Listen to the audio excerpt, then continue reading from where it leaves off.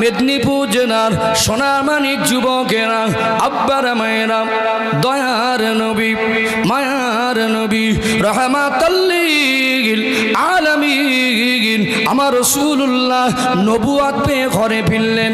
দয়ার নবী ঘরে আসতেছেন, আল্লাহ নবীর মনে পড়ছে আমি বিবাহ বন্ধনে আবদ্ধ হয়েছি, আমার বয়স তখন 25 বছর, আর আজকে আমার বয়স 40 বছর। অতএব আমার বিবি খাদিজা 15 বছর আমি রাসূলুল্লাহর সঙ্গে সংসারে জীবন অতিবাহিত করেছে।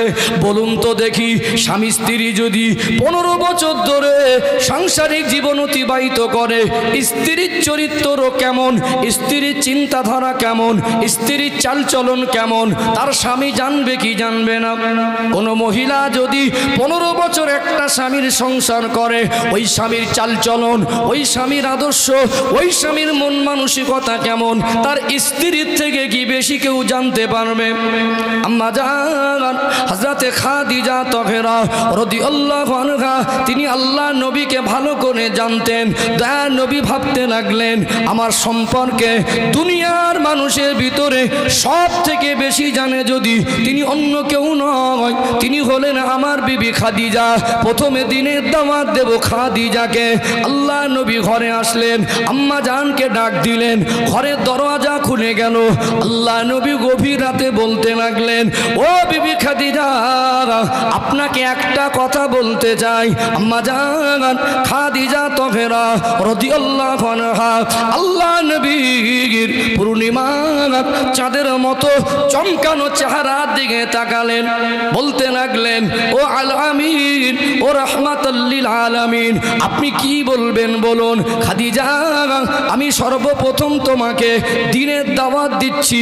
আল্লাহ আমাকে নবুয়ত দিয়েছেন, আল্লাহ আমাকে নবী করেছেন, আপনি কি আমাকে নবী বলে মেনে আল্লাহকে আল্লাহ বলে মেনে নেবেন? আম্মা জান খাদিজা তাহেরা রাদিয়াল্লাহু আনহা বলতে লাগলেন, ইয়া রাসূলুল্লাহ, ইয়া হাবিবাল্লাহ, আমি খাদিজা আমার বয়স হলো 55 বছর। একটা 55 বছরের মানুষের জীবনের অভিজ্ঞতা কম না বেশি? ইয়া রাসূলুল্লাহ, ইয়া হাবিবাল্লাহ, আমি খাদিজা আমার জীবনে দয়ার নবী মায়ার নবী আপনি রাহমাতাল লিল আলামিন আপনার মতো এত পবিত্র চরিত্রের মানুষ আমি খাদিজা অন্য কাউকে দেখিনি। অতএব আপনার চরিত্র একজন নবীর চরিত্র। আমি খাদিজার কোনো আপত্তি নাই, আমি খাদিজার কোনো মনের মধ্যে গোলযোগ নাই। আমি খাদিজা বুঝতে পেরেছি আপনি সত্যিকারে আল্লাহ নবী। আম্মা জান খাদিজা তাহেরা রাদিয়াল্লাহু আনহা ঈমানের কলেমা পড়ে মুসলমান হয়ে গেলেন। জোরে বলেন না, নারী তাকবীর। আল্লাহ নবী প্রথম দাওয়াতে সাকসেস হলেন, জোরে বলুন। নবীর মনোবলটা বেড়ে গেল। নবী আমার ভাবলেন এখনো প্রকাশ্যে নয়, শুরু শুরু আল্লাহ নবী ভাবছেন আমি খাদিজাকে দাওয়াত দিচ্ছি, খাদিজা মেনেছে, দ্বিতীয় দাওয়াত কার কাছে দেবো? প্রথম যদি ভিত তৈরি হয়। নবী আমার 3 বছরে গোপনে যে কটাকে দাওয়াত দিয়েছিলেন সব কটা খাঁটিই ছিলেন, জোরে বলুন। নবী জানতেন ইসলামের ভিত যদি মজবুত হয়, ইসলাম প্রতিষ্ঠিত করাটা আমি রাসূলুল্লাহর জন্য আল্লাহ পাক সহজ করে দেবেন। এটা আমার রাসূলের ভিতর আল্লাহ হিকমত দিয়েছিলেন। ওই ময়দানে যদি প্রথমে আল্লাহ নবী বলতেন, ওই পরিবেশে এত উত্তপ্ত পরিবেশ হয়ে যেত, দিনের দাওয়াত 3 বছরে যে কটাকে দিয়েছিলেন হয়তো ওই সুযোগটুকু অত সহজে হতো না। আল্লাহ নবী ভাবছেন দ্বিতীয় দাওয়াত কাকে দেবো। ভাবতে লাগলেন এমন একটা ব্যক্তির কাছে যাব যে ব্যক্তিটা আমার কথাটা বুঝবে। দয়ার নবী মায়ার নবী রাহমাতাল লিল আলামিন আমার রাসূলুল্লাহ ভাবতে লাগলেন দ্বিতীয় দাওয়াত কাকে দেব, কে আমার কথাটা বুঝবে। আল্লাহ নবী হুজুর আমার ভাবতে লাগলেন আমার জীবন, আমার দুনিয়ায় বাল্য জীবনের সঙ্গী, যৌবন জীবনের সঙ্গী, ব্যবসায় জীবনের সঙ্গী, দীর্ঘদিন ধরে যার সঙ্গে আমার মধুর সম্পর্ক, তিনি অন্য কেউ নয়, তিনি হলেন হযরতে আবু বকর সিদ্দিক রাদিয়াল্লাহু আনহু। দ্বিতীয় দাওয়াত দিচ্ছেন দ্বিতীয় নম্বরে চলে গেলেন হযরত আবু বকর সিদ্দিক রাদিয়াল্লাহু আনহুর দরবারে পৌঁছে গেলেন। আল্লাহ নবী বলতে লাগলেন, ও আবু বকর, আপনার কাছে এসেছি একটা কথা বলবো বলে। কি কথা বলবেন? আল্লাহ নবীকে বলতে লাগলেন, আপনি আমায় শোনান, কি কথা শোনাবেন? আর নবী বললেন, ও আবু বকর, আল্লাহ আমাকে নবুয়ত দিয়েছেন, আল্লাহ পাক আমাকে দায়িত্ব দিয়েছেন, দ্বীনের দাওয়াত দিতে বলেছেন। আপনি কি আমাকে নবী বলে মেনে, আল্লাহকে আল্লাহ বলে মেনে আপনি কি ইসলামটাকে কবুল করবেন? আল্লাহ নবীর পূর্ণিমার চাঁদের মতো চমকানো চেহারার দিকে আবু বকর হুজুর দেখলেন, মুস্কে হেসে ফেললেন। জোরে বলুন সুবহানাল্লাহ, আরো জোরে বলুন সুবহানাল্লাহ।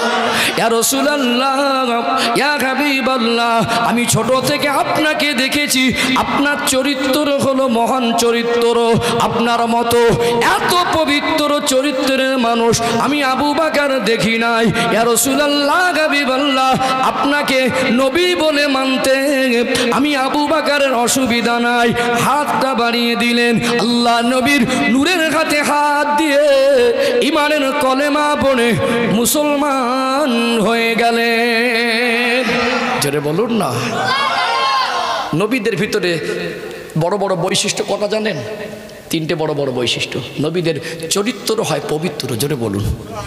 পৃথিবীতে যত নবী এসেছিলেন, কোন নবীরা ছোট থেকে বড় হওয়া পর্যন্ত কাউকে গালি দেয়নি, কারোর সঙ্গে ঝগড়াও করিনি। নবীদের চরিত্র হয় পবিত্র। আমার রাসূল 63 বছরের জীবনে তার জবান মোবারক থেকে কোনোদিন একটাও গালি দেয়নি। আমরা ইসলাম মেনে মেনে বুড়ো হয়ে গেছি, যত বয়সে বাড়ে গালাগালির বেগও বাড়ে। আছে না নেই? আমার কিছু মুরব্বী বাবাজি আছে, দাঁত পড়ে গেছে, ওইভাবে গালাগালি শুরু করে। আছে না নেই? আছে না? শিখতে হবে, বুঝতে হবে, বসতে হবে। আমি আপনাদের আঘাত দেওয়ার জন্য বলছি না, এখানে বসে অনুতপ্ত হতে হবে। অতএব গালাগালিটা দেবো না। কথা ঠিক না বেঠিক? হ্যাঁ, কথায় কথায় গালাগালি। আছে না নেই? এ তো মুরব্বী মানুষ গেল, কিছু ইয়াং জেনারেশন যুবক ছেলে আছে, দেখবেন মুখের ভাষাটা খারাপ হয়ে গেছে, কথায় কথায় বয়াকার দিয়ে একটা কথা বলে। মাইন্ড করবেন না, আমি তো এই ভাষাটা স্টেজে মাইকে বা এমনি সময় বলতে পারবো না, ওটা আমি অভ্যস্ত না। কি গো, এগুলো চেষ্টা যদি করি জবানটাকে পবিত্র রাখা সম্ভব না? সম্ভব। কথায় কথায় ভালো কথার ভিতরে একটা বদ অভ্যাস, বাজে একটা গালাগালি ঢুকিয়ে দেয়। আছে না নেই? এগুলো আমি রবিউল ইসলাম তোমাদের ভাই, আমার বলার হক আছে না নেই? তারপরে এটা তো একটা বদ অভ্যাস। তারপরে কিছু ছেলে আছে একটু রকচটা বেশি, রাগী বেশি। আছে না নেই? জামা কাপড় ঝকঝক করছে, চেহারাটা ভালো, ভালো বাড়ির ছেলে। একটুখানি আগে মনে হচ্ছিল এ তো আসমান থেকে ফেরেশতা নাজিল হয়েছে, হঠাৎ রেগে গেল, এত মারাত্মক গালাগালি দিচ্ছে, শয়তান ইবলিস অবাক হয়ে যাবে। বলবি এই গালাগালি পায় কোথায়? তো কোনো বাংলার বইতে নেই। এ গালাগালি তো আবিষ্কার করা গালাগালি। কি আছে না নেই? আছে না? আমরা এখানে বসে প্রতিজ্ঞাবদ্ধ হব, রাসূলুল্লাহর চরিত্র আমাদের ভিতরে থাকবে, রাসূলুল্লাহর আদর্শ আমাদের ভিতরে থাকবে। গালাগালিটা বর্জন করা দরকার। আছে না নেই?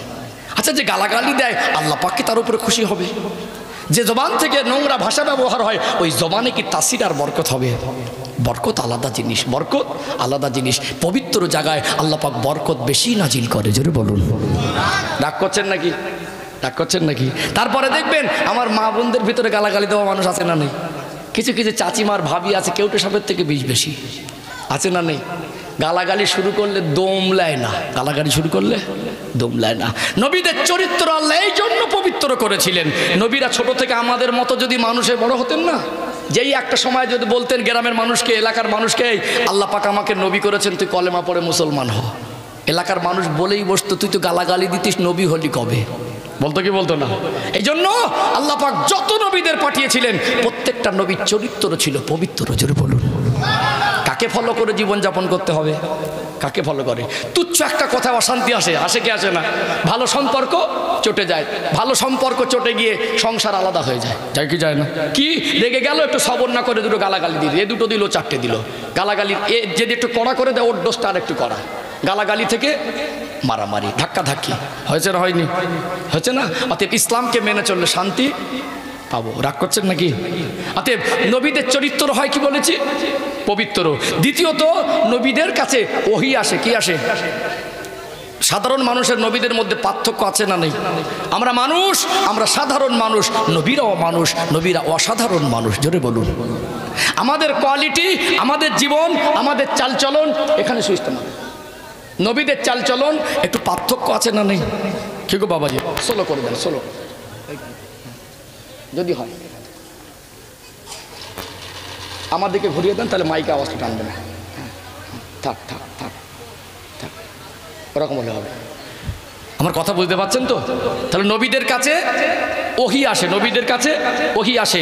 তৃতীয় নবীদের ভিতরে বৈশিষ্ট্য হলো নবীদের ভিতরে মুজিজা থাকে। কি থাকে? নবীদের ভিতরে, নবীদের জীবন থেকে কোনো পরিস্থিতির সম্মুখীন হয়ে আল্লাহ পাক তানাদের জীবন থেকে একটা অলৌকিক ঘটনা ঘটিয়ে দেয়। সেটাকে কি বলে? মুজিজা। কি বলে? আমার নবী জমিনে দাঁড়িয়ে আসমানের দিকে তাকিয়ে আঙুল দিশারা করলে আল্লাহ পাক চাঁদটা দ্বিখণ্ডিত করেছেন না করেননি? চাঁদটা দ্বিখণ্ডিত করেছেন। এটা আমার রসুলের মুজিজা। কি এটা? আমার নবীর মুজিজা। এক একটা নবীর মুজিজা ছিল। আল্লাহ সব থেকে আমার রসুলকে বেশি মুজিজা দান করেছিলেন। জোরে বলুন। ও ভাইজানেরা, মেদিনীপুর জেলার সোনামানিক যুবকেরা, আব্বারা মায়েরা, দয়ার নবী, মায়ার নবী, রাহমাতাল লিল আলামিন আমার রাসূলুল্লাহ যখন হযরত আবু বকর সিদ্দিক রাদিয়াল্লাহু আনহুর কাছে দ্বীনের দাওয়াত নিয়ে গেলেন, কলেমার বাণী প্রচার করতে গিয়ে আবু বকর সিদ্দিক হুজুরকে বললেন, ও আবু বকর, আপনি কি আমায় নবী বলে মেনে নেবেন? এক মুহূর্ত দেরি করেননি। ইয়া রাসূলুল্লাহ, হাবিবাল্লাহ, আপনার চরিত্র সত্যিকারে একজন নবীর চরিত্র। হাতটা বাড়িয়ে দিয়ে ইমানের কলেমা পড়ে মুসলমান হয়ে গেলেন। আরো জোরে বলুন। ইসলামকে মেনে সম্মান অর্জন করা যায় কি যায় না? ইসলামকে যতটা মানবেন ততটা আল্লাহ দুনিয়ায় আখিরাতে কবরে শান্তি দেবে, ততটা আল্লাহ সম্মান দেবেন। আমিও বলি মুসলমান, আপনিও বলেন মুসলমান। আমিও আল্লাহকে মানি, আপনিও আল্লাহকে মানেন। অতএব আবু বকর সিদ্দিক রাদিয়াল্লাহু আনহু তিনিও আল্লাহকে মেনেছিলেন। অতএব তানার মানা আর আমাদের মানাটা এক নয়। তানার মতো যদি হতে না পারি, কিছুটা তো চেষ্টা করা সম্ভব না অসম্ভব। তানারা আল্লাহকে নবীকে মেনে দুনিয়ায় বেঁচে থাকা অবস্থায় জান্নাতের সার্টিফিকেট পেয়েছেন। আমরা আল্লাহকে নবীকে মেনে যদি তাদের মতো না মানি, তাদের দেখিয়ে দেওয়া রাস্তায় যদি চলি, আল্লাহ আমাদের নাজাত তো দিয়ে দেবে। ও ভাইরা বাপেরা, হযরত আবু বকর হুজুর মুখে মুখে শুধু মানেননি, মানা কাকে বলে?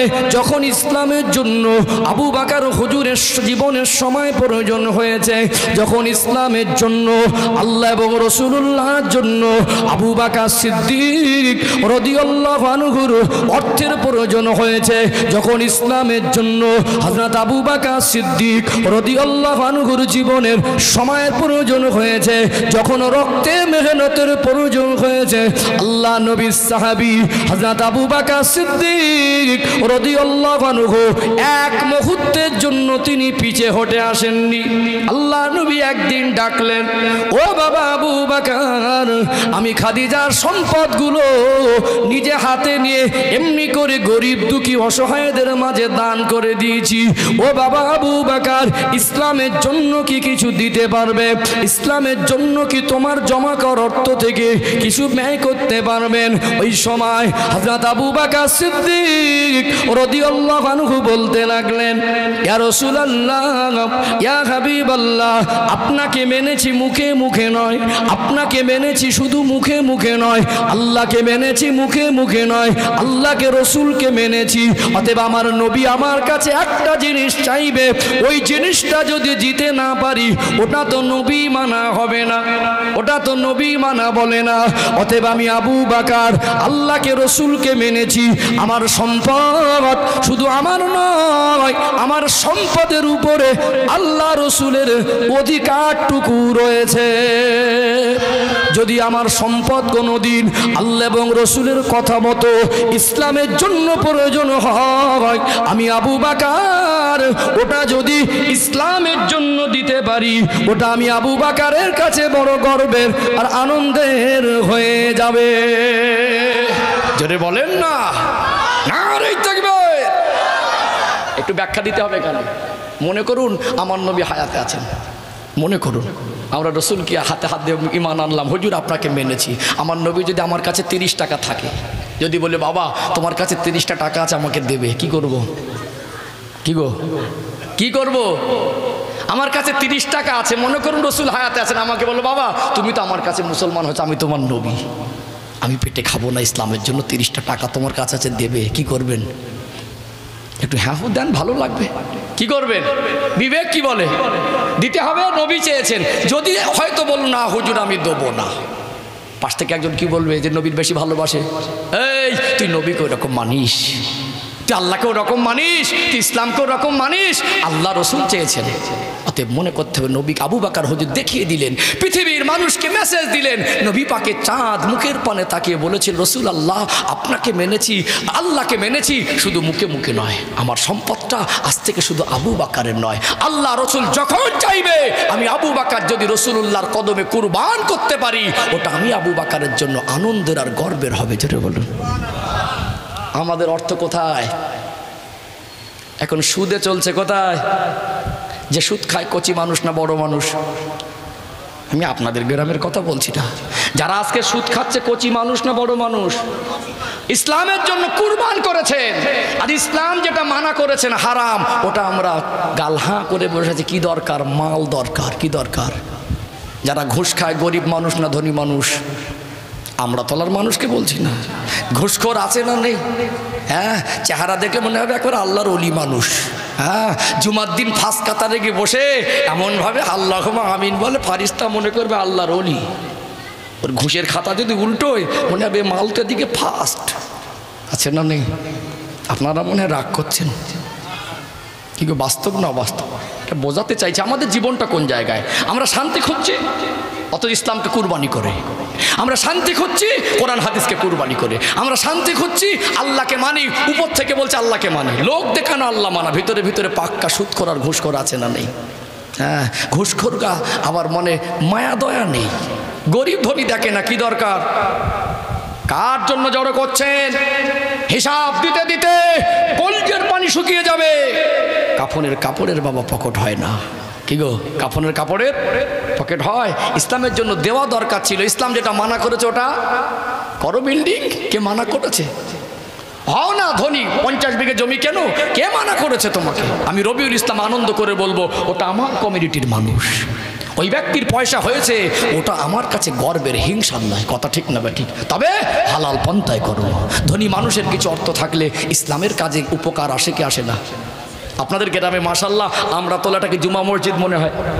হ্যাঁ, মসজিদটা একটু অন্য অ্যাঙ্গেলে করেছেন। হ্যাঁ, খরচা হয়েছে না হয়নি? এলাকার মানুষের দুটো পয়সা যদি হয়, সবাই কিপটে না, ধনী মানুষ সবাই কিপটে, দু একটা থাকে হার কিপটে, মারাত্মক জিনিস, মন গলবে না। ও যদি মনে করে একা অনেক কিছু করে দেবে, কিন্তু ওর থেকে গরিব মানুষ বেশি দেয়, ও তাও দিতে চায় না। ও বলবে না আমি আল্লাহকে মানি। কি গো, কথা বাস্তব না বাস্তব? বোঝাতে চাইছি যে মাল সরো করেন, আপত্তি নেই, আপনি ধনী হন, আপনার জন্য দোয়া করবে, আল্লাহকে আরও দেন। কেন? ওই লোকটার অর্থ যদি ইসলামের কাজে লাগে উপকারটা বেশি হবে। মসজিদটার আপনাদের বাজেট বেশি না কম? অনেক টাকা খরচা হয়নি?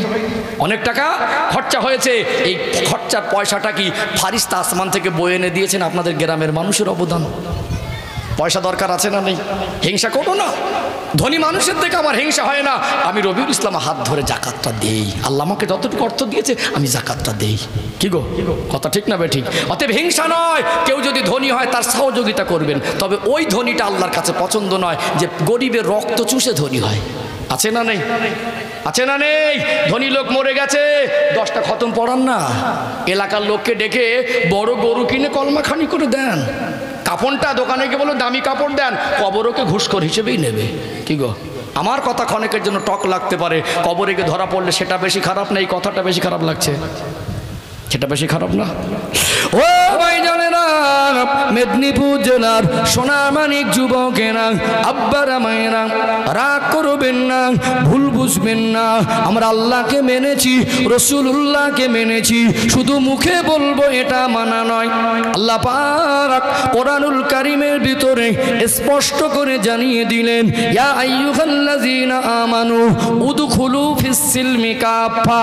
এই ইমানদার সম্প্রদায় তোমরা পরিপূর্ণ ইসলামের মধ্যে প্রবেশ করো।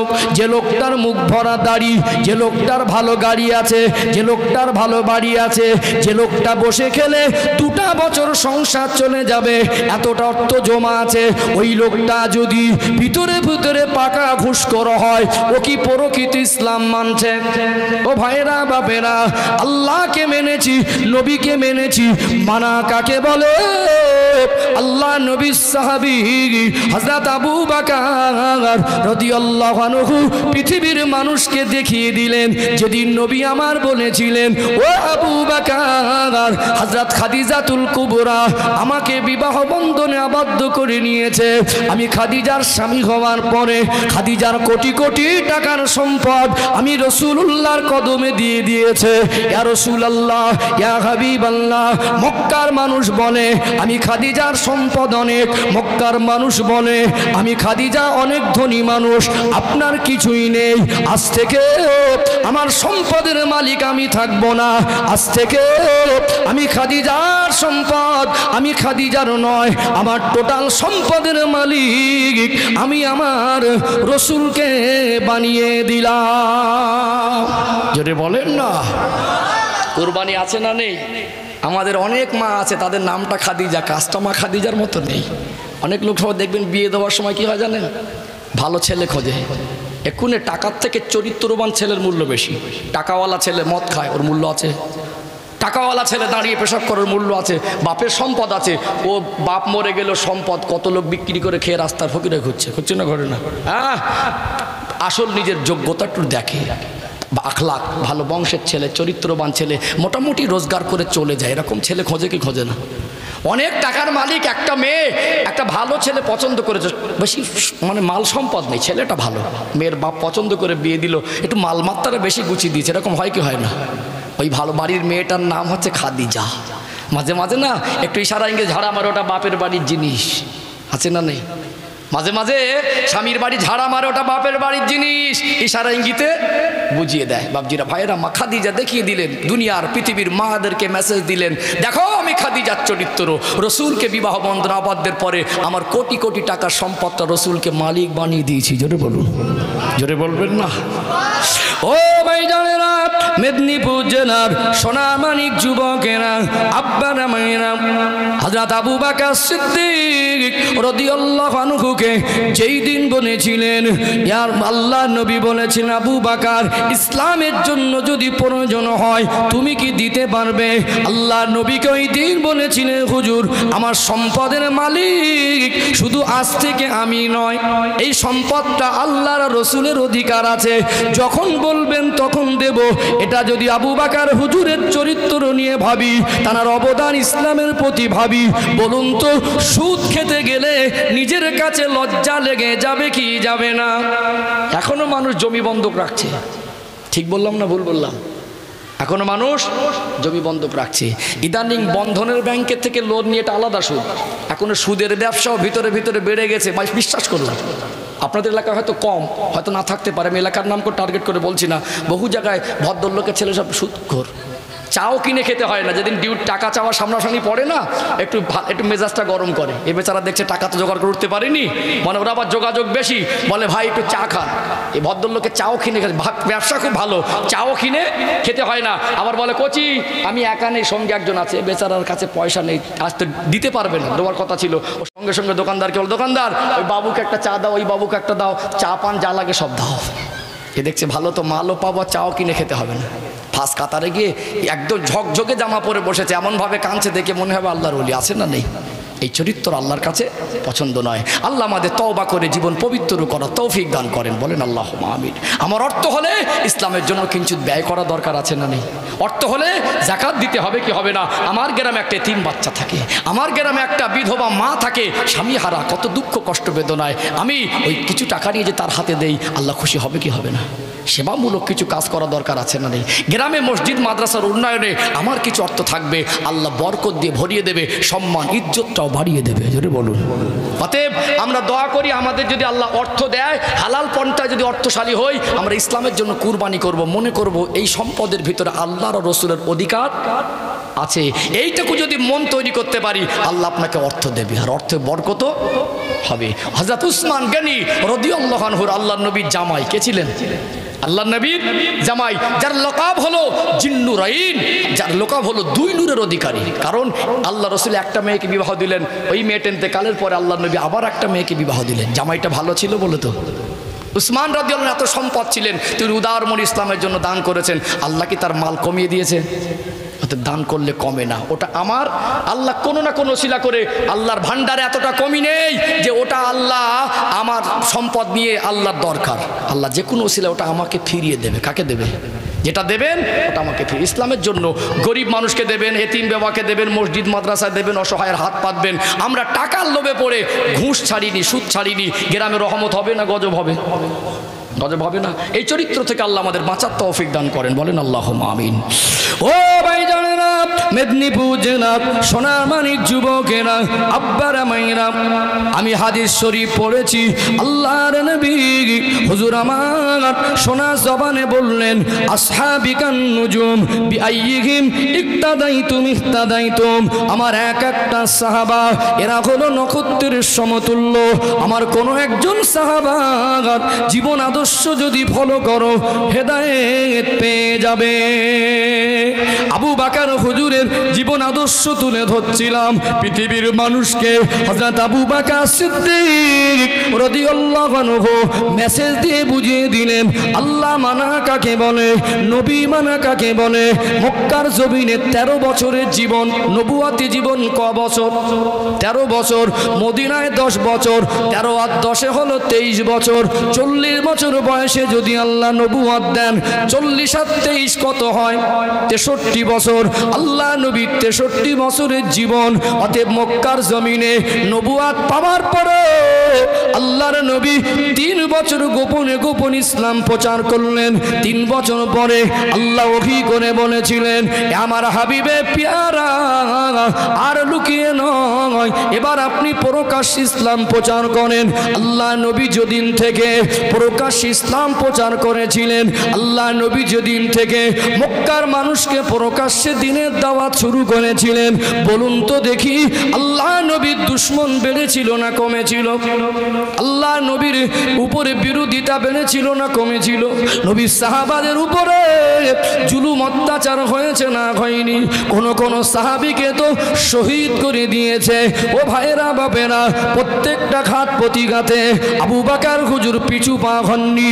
আল্লাহ নবী প্রত্যেকটা সময় আবু বকর হুজুরকে সঙ্গে নিয়ে যেতেন, আবু বকর হুজুরকে সঙ্গে রাখতেন, আবু বকর হুজুরকে কলিজা দিয়ে ভালোবাসতেন। আবু বকর সিদ্দিক রাদিয়াল্লাহু আনহু বলতেন, বিআবি আনতা উম্মি ইয়া রাসূলুল্লাহ, ইয়া রাসূলুল্লাহ, ইয়া হাবিবাল্লাহ, আমি আবু বকরের মা বাপ আপনার কদমে কুরবান।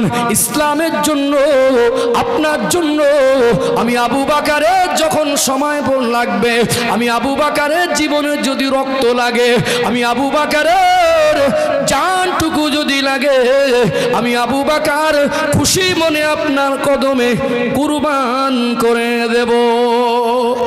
আমি আবু বকর হুজুরের ত্যাগের কথা বলছিলাম। তার জীবন আদর্শ থেকে যেমন শিক্ষা নিতে পারি, যেমন ত্যাগ করেছেন আল্লাহ তেমনি অতটা সম্মান দিয়েছেন। ও ভাইরা বাপেরা, হিজরতের রাতের কথা একটু মনে করিয়ে দেই। ত্যাগ কাকে বলে? হয়তো ঘটনা শুনেছেন, আমার ব্যাখ্যা বিশ্লেষণটা একটু সূক্ষ্ম হবে, গভীরভাবে উপলব্ধি করুন। আল্লাহর নবী হুজুর আমার আবু বকর সিদ্দিক রাদিয়াল্লাহু আনহুকে ডাক দিলেন, ও বাবা আবু বকর, মক্কার জমিনের সিচুয়েশনটা ভালো না, মনে হয় আর বেশি দিন মক্কার জমিনে থাকা হবে না। শুধুমাত্র কেবলমাত্র আল্লাহর হুকুমের অপেক্ষায় আছি। আল্লাহ যখনই ডাক, আল্লাহ যখনই হুকুম দেবেন, আল্লাহ যখনই ইশারা ইঙ্গিত দেবেন, এই জন্মভূমিটা ছেড়ে আমাকে চলে যেতে হতে পারে। ও আবু বকর, আপনি কি আমার সঙ্গে যাবেন? আমার মনটা চাইছে আমি একা যাব না, সঙ্গে করে যদি কাউকে নিয়ে যাই আপনাকে সাথে করে নিয়ে যাব।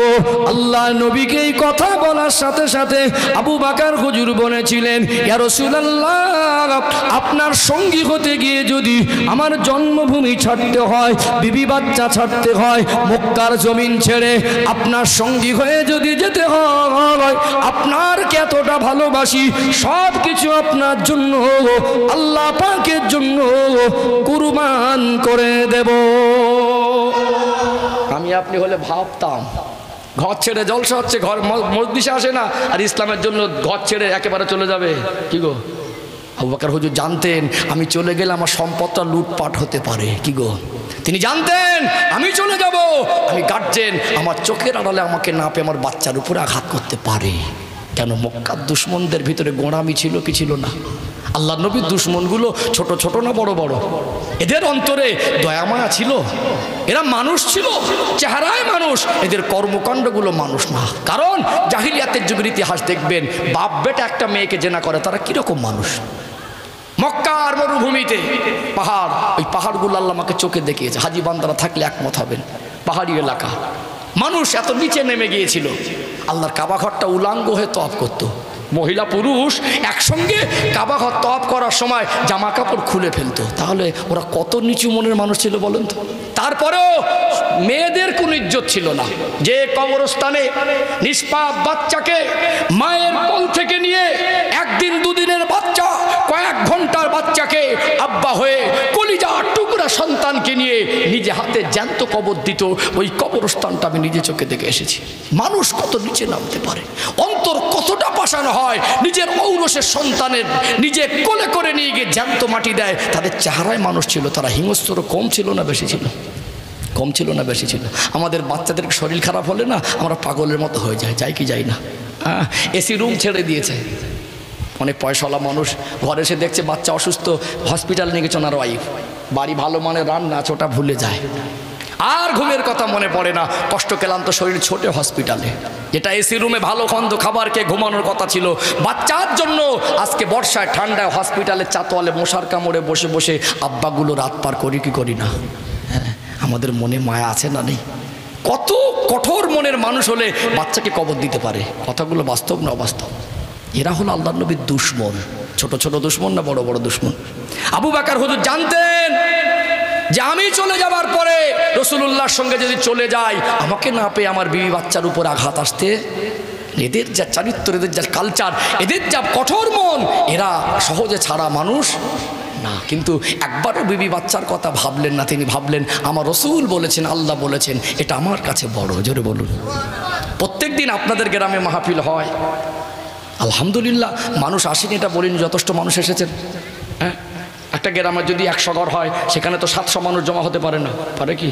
তাহলে গ্রাম মহল্লা ছোট হলে কখনো ওই ছোট পরিবেশে ওই যতটুকু মানুষ আসে, এটা আল্লাহর কাছে অনেক বড়। তারপরেও বলেন তো, জলসা মাহফিল হয়, গ্রামবাসী সবাইকে আসে। হ্যাঁ, ওরাও তো মুসলমান নাকি? একটু হ্যাঁ দেন না, ওরাও তো মুসলমান। তাহলে আজ কোন শক্তি ওদেরকে বিছানা ছেড়ে জান্নাতের বাগান আনতে পারছে না? কালকে চাঁদ বলে আমি নবীর উম্মাত, চেহারায় কথাবার্তা পাকা উম্মাত। কি গো, হ্যাঁ, ঘর ছেড়ে নবীর কথা শুনে, আল্লাহর কথা শুনে মনটা নরম হয় না? রসুল আর আল্লাহর জন্য, আখিরাতের জন্য, কবরে শান্তি পাওয়ার জন্য, আল্লাহকে সন্তুষ্ট করার জন্য, আল্লাহকে রাজি খুশি করার জন্য একটু ঘরটা ছেড়ে আসতে পারে না? নবীর ভালোবাসা বেশি বলে না কম বলে? একটু কথা বলেন। হ্যাঁ, আমাদের চেহারায় মনে হয় বুঝিয়ে দিই আমি পাকা উম্মত, আছে না? এমন ভাব দেখে মনে হবে ইমান এত বেশি হয়ে গেছে, লোহার থেকে শক্ত হয়ে গেছে।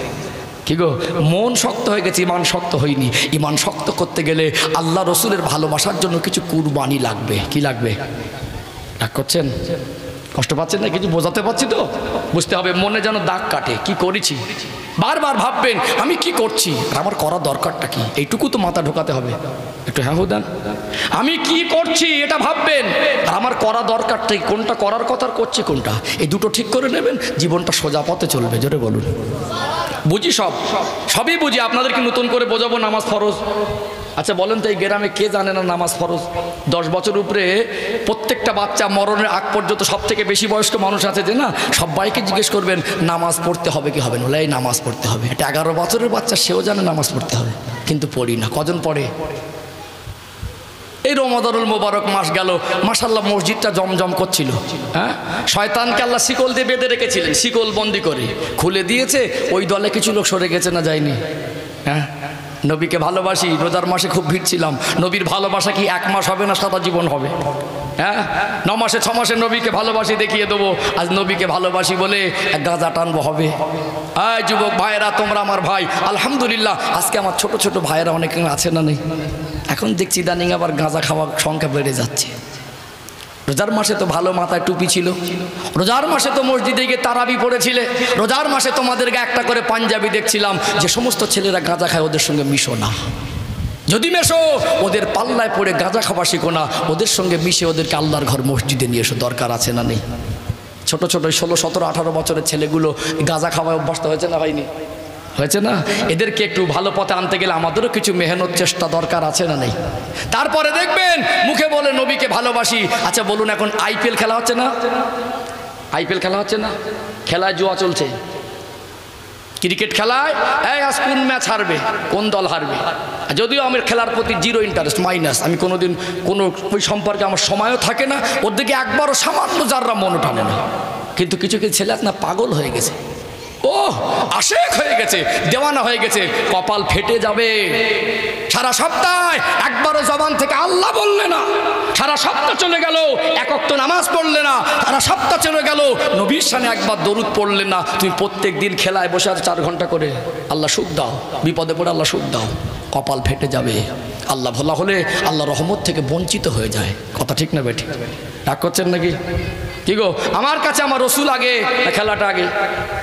একটু হ্যাঁ দেন। আমার নবী আগে না খেলা আগে? নামাজ আগে না খেলা আগে? যেই IPL খেলাটা মনে হয় রোজার মাঝামাঝির পরের থেকে শুরু হয়েছে নাকি? একটু বলো না। হ্যাঁ, প্রথমের দিকে শুরু হয়নি মনে হয়। যেই IPL খেলা শুরু হয়েছে কিছু তারাবির মুসল্লি কমেছে, তারাবির মুসল্লি কমেছে। অতএব আমরা আমাদের নবীকে বেশি ভালোবাসবো। দুনিয়ার খেলোয়াড়রা আমাদের আদর্শ নয়, আমার আদর্শ আমার রসুল। জোরে বলুন, জোরে বলেন না।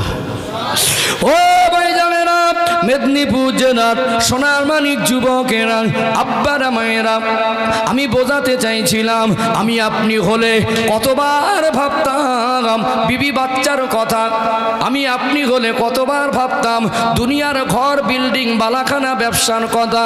আল্লাহ নবীর সাহাবী হযরত আবু বকর রাদিয়াল্লাহু আনহু বলেছিলেন, ইয়া রাসূলুল্লাহ, ইয়া হাবিবাল্লাহ, আপনি আমাকে সঙ্গে করে নিয়ে আপনি যাবেন বলেছেন। আমি আবু বকর আমার সর্বস্ব ত্যাগ করে আপনার সঙ্গে যাবার জন্য আজ থেকে আমি আবু বকর তৈরি হয়ে গেলাম। ও ভাইরা বাপেরা, বলুন তো দেখি, একটা মানুষ যদি ঘুমিয়ে যায়, ওই ঘুমন্ত মানুষকে ঘুম থেকে ডেকে তোলা সম্ভব না অসম্ভব? ডেকে তুলতে কতক্ষণ লাগে? খুব বেশি 1 থেকে 2 মিনিট লাগতে পারে। ডেকে তুলতে কতক্ষণ লাগে? মানুষ যদি ঘুমিয়ে থাকে, বলুন তো দেখি, ঘুম থেকে ওটা সম্ভব না অসম্ভব? কত মিনিটের ব্যবধান? 1 থেকে 2 মিনিট। একটু যদি ডাকা হয়, একবার ছাড়া 2 বার জোরে আওয়াজ দিয়ে নাম ধরে ডাকলে ঘুমটা ভেঙে যায়। আল্লাহ নবীর সাহাবী আবু বকর হুজুরকে যেদিন আমার নবী বলেছিলেন, ও আবু বকর, মক্কার সিচুয়েশন ভালো না, মক্কার কাফেরদের চিন্তাধারা ভালো না, আমার আলামতটা সিচুয়েশনটা ভালো মনে হচ্ছে না, এমনও দিন আসতে পারে হয়তোবা আমি রাসূলুল্লাহকে এই মক্কা জমিন ছেড়ে চলে যেতে হবে, হিজরত করতে হবে। আবু বকর হুজুর যদি ওই কথাটা শুনেছেন, সেদিন থেকে বাড়ি এসে নিজের সামান আসবাবটা গুছিয়ে নিলেন। নবী যাবেন বলেছেন, আমাকে নিয়ে যাবেন। কবে যাবেন এই কথাটা বলেন নাই। আমি যদি ঘুমিয়ে যাই, আমার রাসূলুল্লাহ আমার দরবারে এসে রাতের বেলা দাঁড়িয়ে দাঁড়িয়ে আমি আবু বকরের নাম ধরে ধরে ডাকবে, আবু বকর, আবু বকর। আমি উঠব, সামানপত্র তৈরি করব, সময় লাগবে কি লাগবে না? আমি উঠব, আমার আসবাব তৈরি করে রাসূলুল্লাহকে দাঁড় করিয়ে দিয়ে আমি একটু সময় ব্যয় করব। আল্লাহ রাসূল দাঁড়িয়ে দাঁড়িয়ে যদি কষ্ট পেয়ে যায়, আমার উপরে অসন্তুষ্ট হয়ে যায়, হাসরের ময়দানে আল্লাহ পাকের সামনে আমি আবু বকর মুখ দেখাতে পারবো না।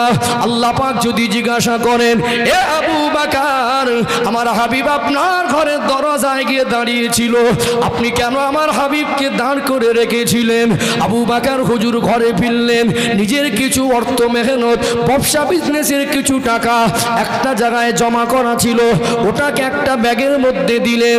চলে যাবার মতো সামান্য কিছু আসবাবপত্র ওটা ব্যাগের মধ্যে দিলেন।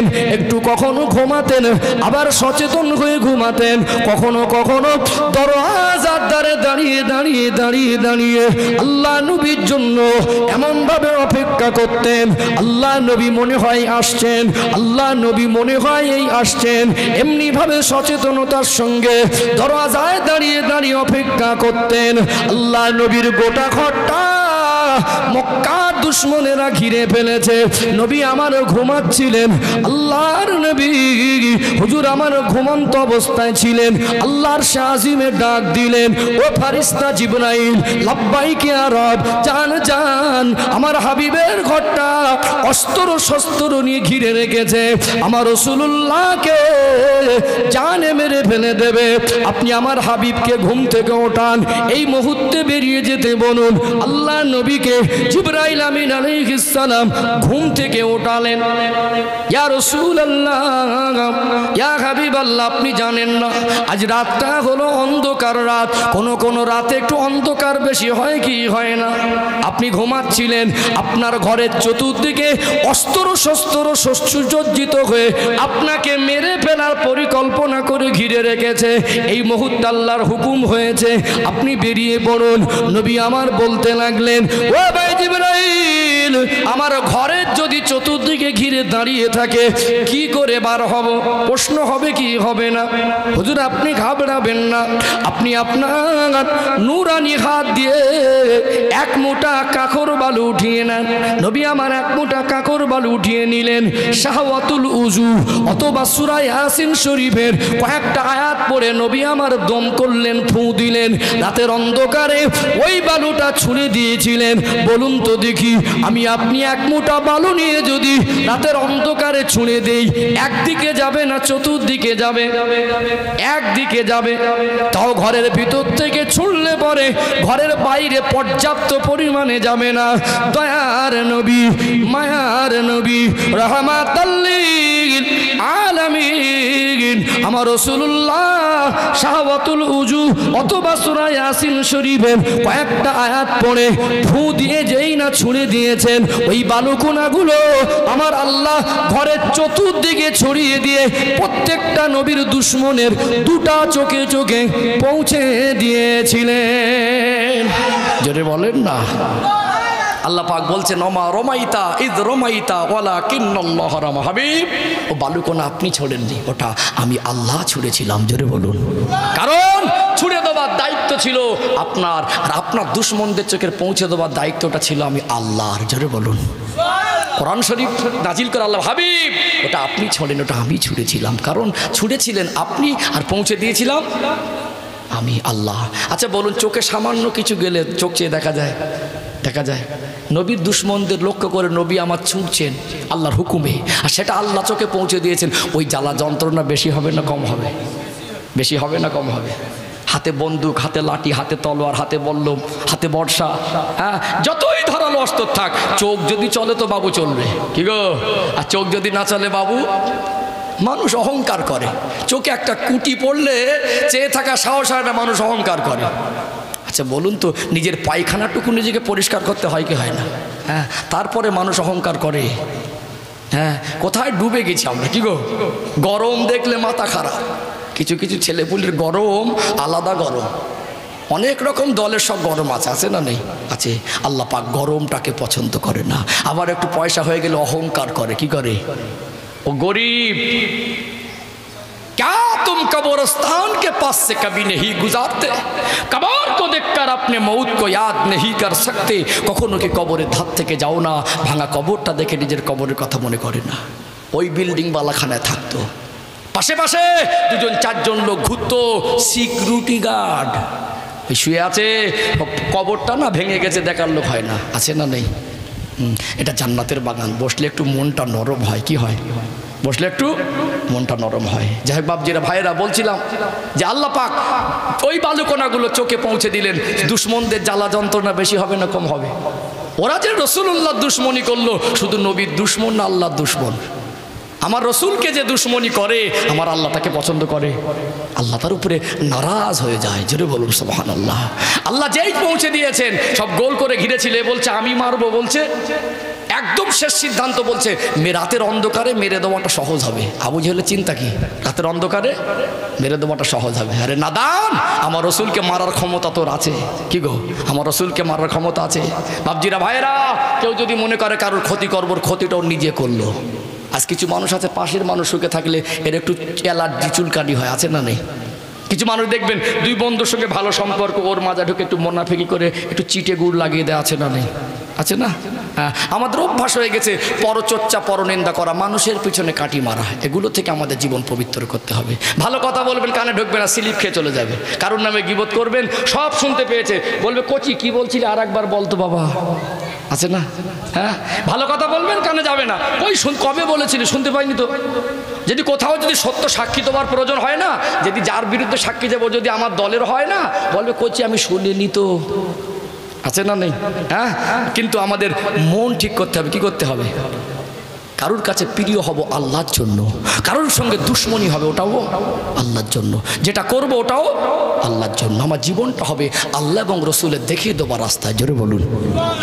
ও ভাইজানেরা, সোনার মানিক যুবকেরা, আব্বারা, মায়েরা, দয়ার নবী, মায়ের নবী, রাহমাতাল লিল আলামিন আমার রাসূলুল্লাহ ওই পাথর বালুগুলো ছুঁড়ে দেওয়ার সাথে সাথে আল্লাহ পাক দুশমন দুটা চোখে চোখে পৌঁছে দিলেন। শুধু আওয়াজ হচ্ছে জ্বলে গেল, জ্বলে গেল। কোথায় কোন পজিশনে ছিল, একে অপরে কেউ কাউকে দেখতে পায় না, একে অপরে কেউ কাউকে খুঁজে পায় না। অমনি ছুটতে লাগলেন। আল্লাহ নবীকে বললেন আবু বকর হুজুরের কাছে যাবেন, তার আগে ঘরের এই পরিস্থিতি। আল্লাহ নবীকে জিবরাইল আমিন বলছেন ইয়া রাসূলুল্লাহ, ইয়া হাবিবাল্লাহ, দেরি করা যাবে না, একদম দেরি করবেন না। ইয়া রাসূলুল্লাহ, ইয়া হাবিবাল্লাহ, আপনার ঘরটা যারা ঘিরে রেখেছিল এখানে আর কেউ নেই, সব পালিয়ে গেছে। আল্লাহর নবী তিনি বেরিয়ে পড়তে পারতেন। দয়ার নবীর কি আদর্শ! আল্লাহ পাক আমার হাবিবকে तमाम বিশ্ববাসীর জন্য রাহমাতাল লিল আলামিন করেছিলেন। আরো জোরে বলুন, আল্লাহ পাক আমার রাসূলুল্লাহকে বিশ্ববাসীর জন্য শিক্ষক করেছিলেন। জোরে বলুন। নবী আমার বেরিয়ে যেতে পারতেন। জিবরাইল আমিন বলছেন দেরি করা যাবে না, তাড়াতাড়ি বেরোনো দরকার আছে না নেই? নবী আমার বললেন ভাই জিবরাইল, এই মুহূর্তে বার হওয়া যাবে না, একটুখানি দাঁড়িয়ে যান, একটু দাঁড়ান দাঁড়ান, এই মুহূর্তে আমি বের হতে পারবো না। কেন ইয়া রাসূলুল্লাহ? আল্লাহ নবী বললেন ও ভাই জিবরাইল, মক্কার জমিনে আমি 53 বছর বয়স অতিবাহিত করেছি। মক্কার মানুষ আমায় বিশ্বাস করে। কিছু মানুষের জমা করা পয়সা আমি রাসূলুল্লাহর কাছে আমানত স্বরূপ রেখেছে। কিছু মানুষের দিরহাম, কিছু মানুষের সোনা দানা, কিছু মানুষের আমানত আমি রাসূলকে বিশ্বাস করে বলেছিলেন ও আলামিন, এটা আপনি জমা রাখেন। আমরা কখনো কোনো বিশ্বস্ত বন্ধুর কাছে টাকা পয়সা কিছু সম্পদ রেখে দিই কি দিই না? দিই না। এখন তো ঘর বাড়ি ভালো, তালা লাগিয়ে দিলেও নিশ্চিন্তায় 10 দিন শ্বশুর বাড়ি থাকা যায়, যায় কি যায় না? তখনকার দিনের ঘর বাড়ি সেরকম কি মজবুত ছিল? হ্যাঁ, ডাকাত, চোর, লম্পট কিছু মানুষ সেই জামানায় বেশি ছিল না কম ছিল? কষ্ট করে ভাবতো এটা আমি কষ্ট করে আয় রোজগার করেছি, এটা চুরি হয়ে যেতে পারে, এটা মানুষ নিয়ে যেতে পারে গাছজোয়ারি করে। লুকিয়ে লুকিয়ে আল্লাহর নবীর কাছে আসতেন, আপনি এটা রেখে দেন। আল্লাহর নবী বেরিয়ে যেতে পারতেন। আমি আপনি হলে যাচ্ছি তো যাচ্ছি, মালমাত্রা নিয়ে পালাই। জিবরাইল আলাইহিস সালাম হুজুর বেরিয়ে পড়েন। আল্লাহ নবী বলছেন না, থামান একটু, আমাকে একটু দাঁড়ান, সময় দেন, আপনি বললে বেরোতে পারবো না। ঈমান কার উপরে দেখুন। আল্লাহ নবী যদি বেরিয়ে যেতেন, মক্কার মানুষ সকালবেলা উঠে বলতে এই এতদিন নবী মনে করতাম আমাদের মাল নিয়ে পালিয়েছে, এই কথাটা বলতো না? বলতো না? আমার নবী 63 বছরের জীবনে তার চরিত্রের উপরে কারোর আঙুল তোলার ক্ষমতা হয়নি। জোরে বলুন। আর আমাদের চরিত্র যদি কুকুরও বুঝতে পারে না, ও মনে ঘৃণা করবে। কি গো, কিছু কিছু মানুষের চরিত্র মানুষ তো ঘৃণা করে, কুকুরও যদি বুঝতো ঘৃণা করতো, পাশে আসতো না। আমাদের কিছু কিছু মানুষের চরিত্র মারাত্মক নোংরা হয়ে গেছে। টাকা ধার নিয়ে মানুষকে পেরেশান করে দিয়েছে। কি গো, ভালো মনে বলেছে তোকে শুক্রবারে দেবো, ওই রাঙা শুক্রবারটা হয়ে গেছে। কি গো, হ্যাঁ, তাও না। শরিয়াত বলছে মানুষকে সাহায্য করো, পাশে দাঁড়াও, কিন্তু সাহায্য করবে কি করে? মানুষ ভরসা হারিয়ে ফেলছে।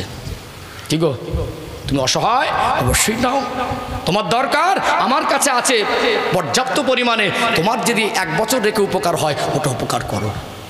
তারপরে কিছু মানুষ সত্যি অসহায় হয়ে আছে, তাদের কাছে নেই, দিতে পারছে না, আলাদা। কিছু মানুষের কাছে থাকলেও না, দেয় না। আছে না নেই? আছে না? হাত ভারী ওটা করা যাবে না। আমি উপকার পেয়েছি ওর থেকে, নিঃস্বার্থ ভাইকে ফিরিয়ে দেই। কি গো, ঠিক বলছি না ভুল বলছি? তারপরে কিছু মানুষের চরিত্র দেখবেন, খেয়ে নিয়ে বলে কই নেই নি তো। আছে না, এই তুই কবর দিয়েছিলি, বলে কি বলে না? এই জন্য ইসলামের শরিয়াত বলছে নিজের ভাইয়ের সঙ্গে যদি লেনদেন করো, লেখাপড়ার মাধ্যমে লেনদেন করো। কেন বলেন তো? এতে সমস্যা হওয়ার সম্ভাবনা কম থাকে। এটা শরিয়াতের বিধান জেনে নেন। অনেক সময় কি হয়, আমি বন্ধুর সঙ্গে আমার আপনজনের সঙ্গে লেখাপড়া করি, খারাপ ভাববে, বলে না? একটা আমল জেনে নেন, ইসলাম ওই ফলো করলে ওটা আমার জীবনে নেকি হবে, ওর জীবনেও নেকি হবে। এটা লজ্জার নয়, এটা সেন্টিমেন্টের ব্যাপার নয়, এটা মন খারাপের ব্যাপার নয়। এটা কেউ বলবে, আমি যদি কেউ বল লেখাপড়া করে সন্দেহ করবে, তুই আমাকে এত ছোট মনে করিস, এইরকম মনে করা যাবে না। কথা কি বুঝতে পারছেন? ইসলাম যদি বুঝি, উভয়কে যদি বোঝানো হয়, তারও আপত্তি থাকবে না, আমারও আপত্তি থাকবে না। আমরা মুখে মুখে একরকম বলি, বিশ্বাস করেছিলাম, 2 দিন পরে পাল্টি খায়। আছে না নেই? হ্যাঁ, অনেক লোকের ব্যবসায় ভাটায় টাকা ঢুকিয়েছে ব্যবসা করতে, এই বিজনেস দুজন মিলে করবো, শেষ বছর লস দেখিয়েছে খাতায়, ভিতরে ভিতরে লাভ আছে, খাতায় লস দেখিয়েছে। আছে না নেই?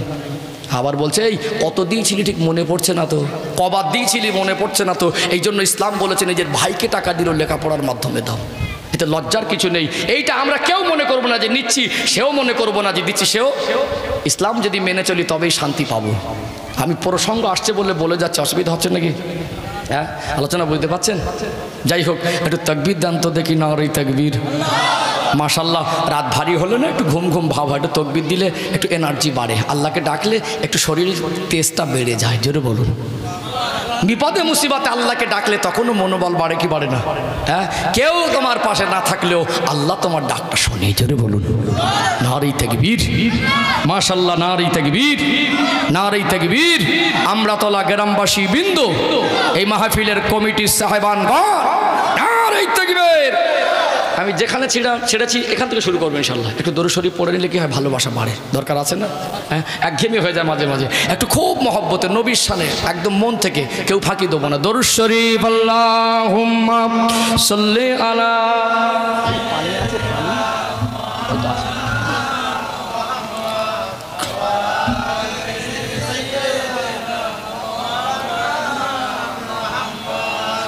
আরো মহব্বতে আল্লাহুম্মা। আচ্ছা, রচা দেন, অসুবিধা নেই।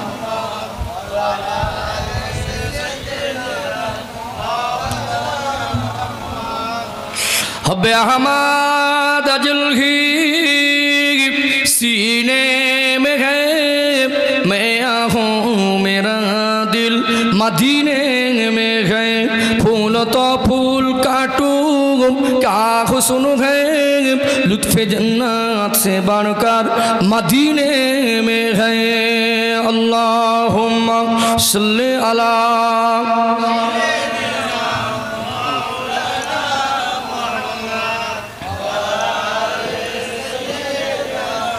अल्हम्दुलिल्लाह। इन हवाओं से कह दो न आए इधर, मुझको खुशबू की कोई ज़रूरत नहीं, जिनकी खुशबू से महका सारा जहां, खुशबू नबी के पसीने में है। अल्लाहुम्मा सल्ली अला।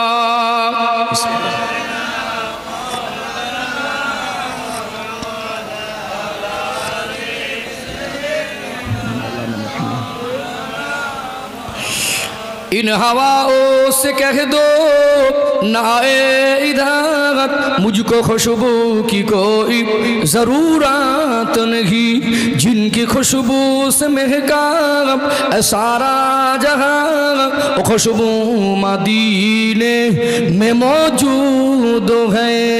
अल्लाहुम्मा सल्ले अला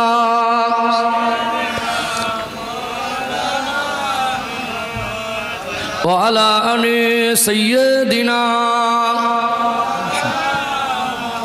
একটু জিকির করেন লা ইলাহা ইল্লাল্লাহ। মাশাআল্লাহ, রো মোহব্বতে লা ইলাহা ইল্লাল্লাহ। জোরে জোরে পড়েন না লা ইলাহা ইল্লাল্লাহ, লা ইলাহা ইল্লাল্লাহ মুহাম্মাদুর রাসূলুল্লাহ। বলুন সাল্লাল্লাহু আলাইহি ওয়াসাল্লাম। সবাই পড়েন হাসবি রব্বি জাল্লাল্লাহ মা ফি কলবি গায়রুল্লাহ। আরো মহব্বতে হাসবি রব্বি জাল্লাল্লাহ মা ফি কলবি গায়রুল্লাহ নূর মুহাম্মদ সাল্লাল্লাহ। বলো লা ইলাহা ইল্লাল্লাহ।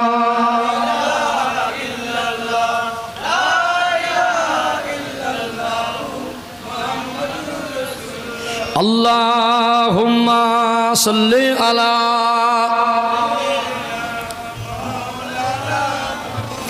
व अला अली सय्यदिना।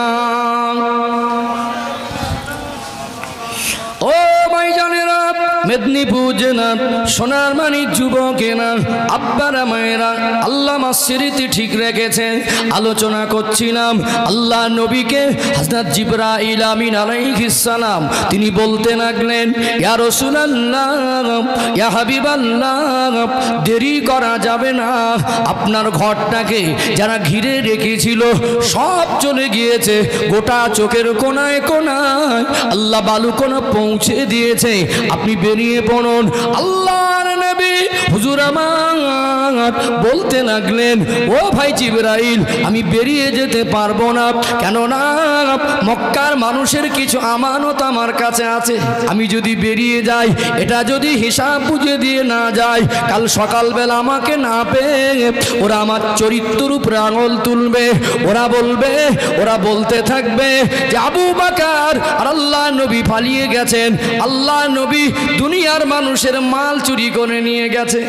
নবী আমার বল সময় দেন, ডাক দিলে বাবা আলী, ও বাবা হযরতে আলী শেরে খোদা হযরতে আলী রাদিয়াল্লাহু আনহু বললেন, লাব্বাইক ইয়া রাসূলুল্লাহ। বাবা আলী একটু আসেন। আল্লাহ নবী বলছেন, আলী আমি চলে যাব, আমি হিজরত করে বেরিয়ে যাচ্ছি বাবা আলী। আলী হুজুর মনে করছেন হয়তো আমি আলীকে ডেকেছেন সঙ্গে নিয়ে যাবেন।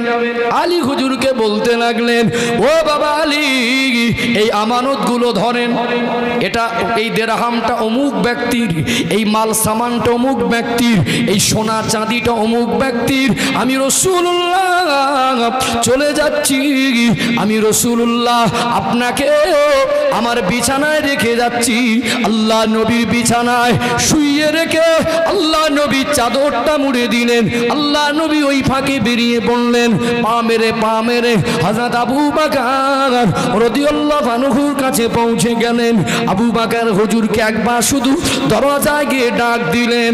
আল্লাহ নবী যেই ডেকেছেন আবু বকর এক মুহূর্ত দেরি করলেন না, সঙ্গে সঙ্গে দরজা খুলে দিয়েছিলেন। জোরে বলুন আল্লাহ নবী দেখে আশ্চর্য হয়ে গেলেন। তদানীন্তন সময় কোথায় মোবাইল, তবে আবু বকর হুজুরকে দেখে মনে হয় কে যেন আবু বকর সিদ্দিককে সংবাদ দিয়েছে, একেবারে তৈরি। আল্লাহ নবী জিজ্ঞাসা করতে লাগলেন, ও বাবা আবু বকর, আপনাকে দেখে মনে হয় কে যেন আপনাকে সংবাদ দিয়ে দিয়েছে, একেবারে তৈরি হয়ে আছেন।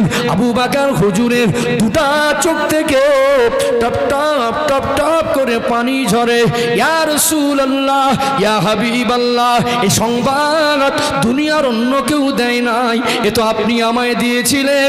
যেদিন থেকে আপনি আমায় বলেছিলেন এই মক্কা জমিন ছেড়ে হয়তো চলে যেতে হবে, আপনাকে নিয়ে যাব, সেই দিন থেকে আমি আবু বকর সামান আসবাব তৈরি করে আপনার সঙ্গী হয়ে যাব বলে আমি তৈরি হয়ে থাকি। জোরে বলেন না। আমি আপনি হলে ঘুমিয়ে পড়তাম, কি করতাম? নবী আমার আসবেন, ডাকবে, উঠে যাব, তার মনে এই না এত রেডি হয়ে থাকতে হবে। আবু বকর হুজুরের এত নবী মানার ভালোবাসা ছিল, নবীকে এক মুহূর্ত দাঁড় করিয়ে রাখবো না। জোরে বলুন।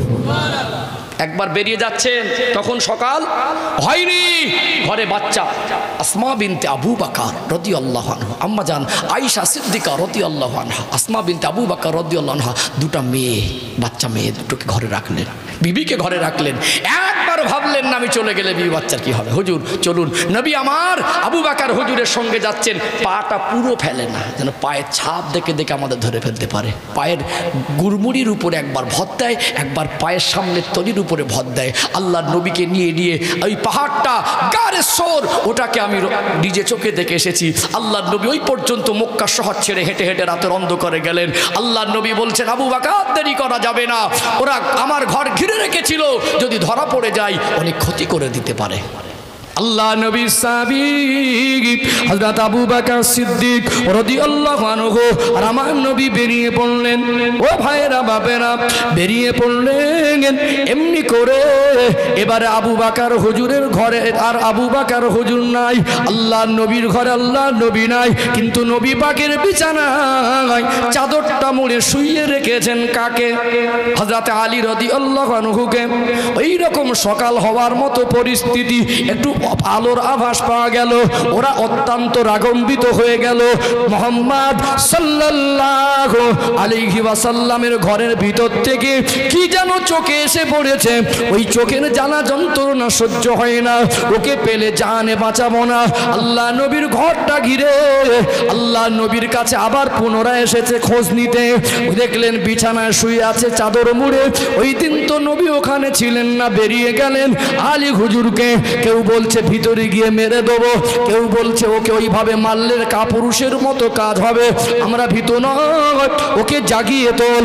আল্লাহ নবীকে মারার জন্য ঘরের ভিতরে ঢুকে চাদরটা টেনে দেখলেন আল্লাহ নবী বিছানায় নাই, আল্লাহ নবী বিছানাতে নাই, হযরতে আলী ঘুমিয়ে আছে। অমনি হযরতে আলী হুজুরের উপরে মার শুরু করে দিলেন।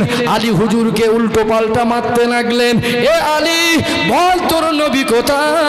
তুই যদি না বলিস তোকে জানে মেরে দেবো। আলী হুজুর একটা হেকমাতে বুদ্ধি খাটিয়েছিলেন। এ মক্কা দুশ্মনেরা, এ মক্কা নিষ্ঠুর পাষাণ হৃদয়ের মানুষেরা, তোরা তো বীর পুরুষ, তোরা আমাকে একা পেয়ে কেন মারছিস? তোরা আমার কাছে কেন জিজ্ঞাসা করছিস? আলী হুজুরের বুদ্ধি দেখেন। মার খায়ার বলে মক্কার দুশ্মনেরা, তোরা তো নিজেকে বীর পুরুষ মনে করিস, বল বল তোরা যে আমাকে মারছিস, তোরা এইখানে এসে দেখেছিস আমি আলী কোথায় ছিলাম? বললে আলী তুই তো এই বিছানায় চাদর মুড়ে ঘুমিয়েছিলি। আলী হুজুর বলছেন তোরা মারছিস মার, তোরা বল কেউ যদি ঘরের ভিতরে চাদর মুড়ে ঘুমিয়ে থাকে, বাইরে কোথায় কে বেরিয়ে যাচ্ছে ওই লোকটা বেশি জানবে না বাইরে যারা থাকবে তারা বেশি জানবে? কে বেশি জানবে? আলী হুজুরকে যখন মারছেন আলী হুজুর বলে তোরা তো বীর পুরুষ মনে করিস নিজেরকে, তোরা আমাকে মারছিস সবাই মিলে একা পেয়ে, তো বল আমি যখন তোরা এসে দেখেছি কোথায় ছিলাম? তুই তো ঘুমাচ্ছিলি। বল ঘুমাচ্ছিলি আমি জানবো না, তোরা বেশি জানবি। তোরা কোথায় ছিল? বাইরে ছিলাম। আসলে তো ঘুম হয়নি। ঘুম হয়েছে ওদের? ওদের তো ঘুম হয়নি, আমি তো বাইরে ছিলাম। বলছে তা তুই যদি বাইরে থাকিস তা আমার কাছে কিছু তোর তো জানা দরকার কোন দিকে গেছে।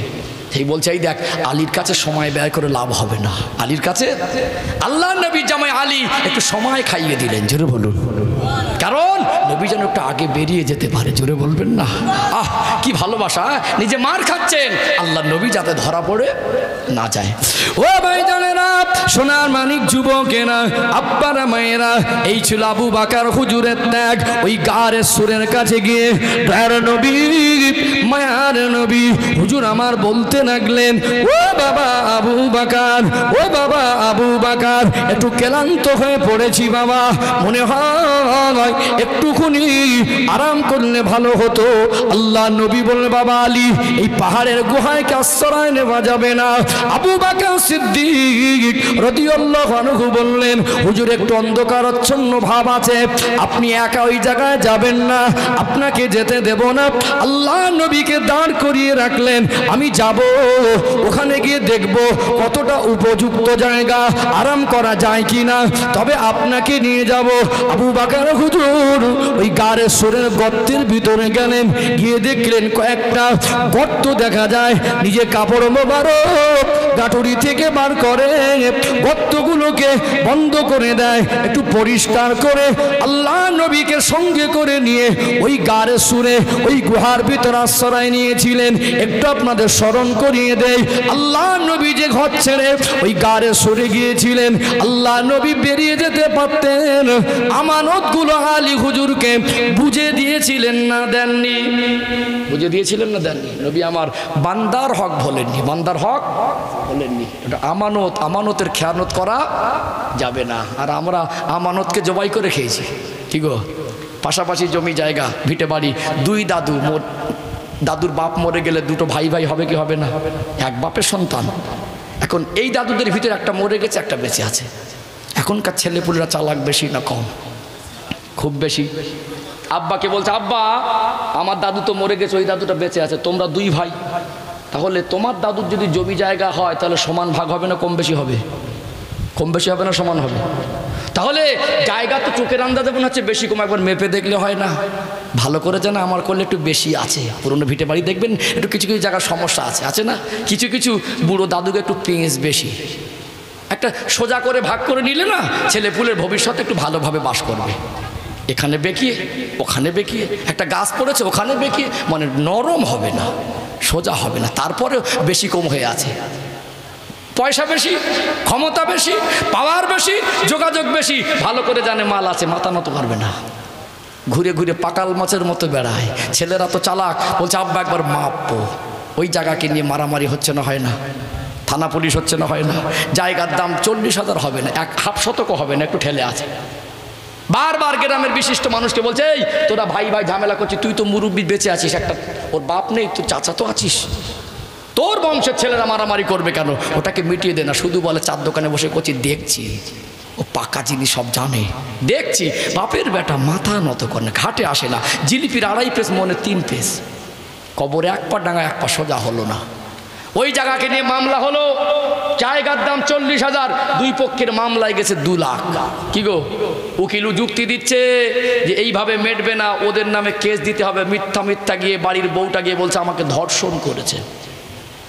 মিথ্যা বলছি আমি, মিথ্যা বলছি। ছিল জায়গার মামলা, ওর উপরে মেটছে না বলে মিথ্যা কেস দিয়েছে। একটা দিচ্ছে একটা দিচ্ছে, মনে জর্জরিত হয়ে যাচ্ছে কেসে গেছে। এই বাড়ির বউটা গিয়ে হাকিমের সামনে বলছে অমুক লোক আমাকে শ্লীলতাহানি করেছে। কোথায় নেমে গেছি বুঝতে পারছেন? কি গো, রহমত হবে না গজব হবে? রহমত হবে না গজব হবে? আবার আমরা সমাজে ভালো ভালো জামা পরে ঘুরি, লোকে মনে করবে খাঁটি মুসলমান। 4 হাত ঠেলে আছে, ঠেলে রেখেছি, মীমাংসা করিনি। জায়গা ঠেলে রেখে উল্টো তার নামে ধর্ষণের কেস দিয়েছি। আবার বলছে ওকে দেখে ছাড়বো। কি বলছে? ওকে দেখে ছাড়বো, ক টাকা আছে দেখি। বেইবাড়ি গেছে, বেইবাড়ি পর্যন্ত। কি গো, বেইবাড়ি পর্যন্ত। এখন ছেলে মেয়ের বিয়ে হলে গার্জেনদের সম্পর্ক ভালো হয়, প্রথম 6 মাস তো সংসার অশান্তি হয় না খুব একটা, একটু আবেগে চলে, ঘন ঘন কল করে ভাই আসেন। বেইবাড়ি যাওয়ার আগে চুল দাড়ি সেভ করেছে, ঝপধপে জামা পরেছে, সারাদিন আদর যত্ন মেহমানদারি। একটু সন্ধ্যাবেলা চলেন তো চা খেয়ে আসি। 2 বেই বেরিয়েছে, 4 দোকানে বসে ভদ্রলোক বেই বাড়ি গিয়ে ঠ্যাঙের উপরে পা তুলে দিয়ে গল্প করছে, দেখে মনে হবে একবার আল্লাহর ওলি মানুষ। পাশ থেকে একজন বলছে, ভাই লোকটা কে বলতো? বলে তুই চিনবি কি করে? ও লোকটা তো অমুক লোকের বেই, আমাদের গ্রামের কুটুম হয়েছে। লোকটা কথা, বায়ান, বক্তব্য, ভঙ্গি, ড্রেস পোশাক দেখে মনে হবে খুব জ্ঞানী, মনে হবে উকিল বসে আছে। ভালো করে খবর নেবেন, মালটা 2 হাত ঠেলে আছে। ভালো করে খবর নেবেন।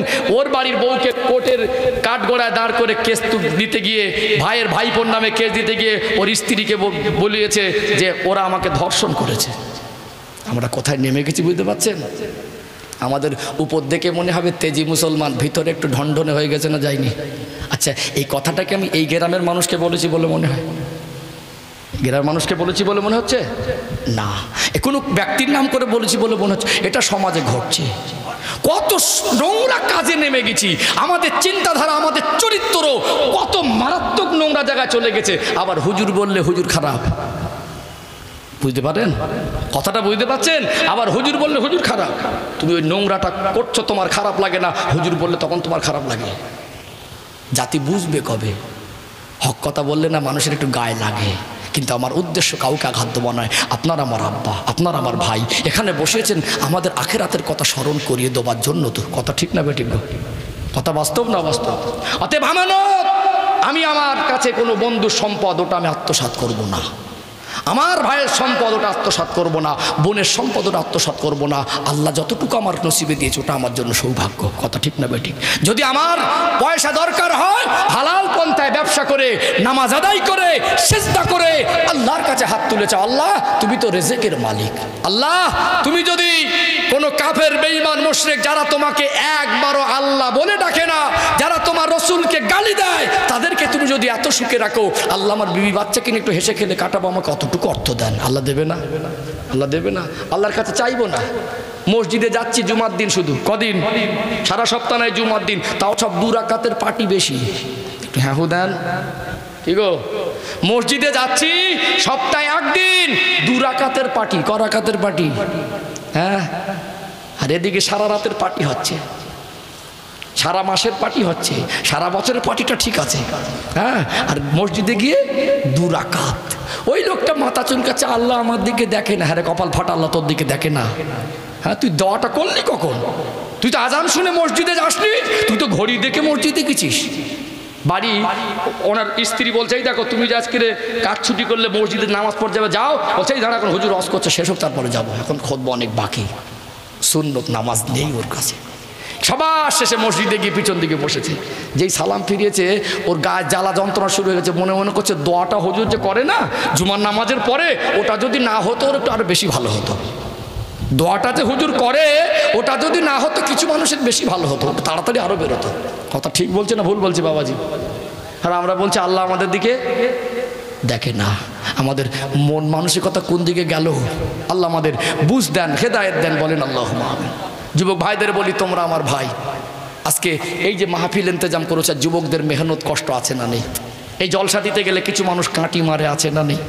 দেয় 2 টাকা, কথা শোনায় 4 টাকার মতো, আছে না?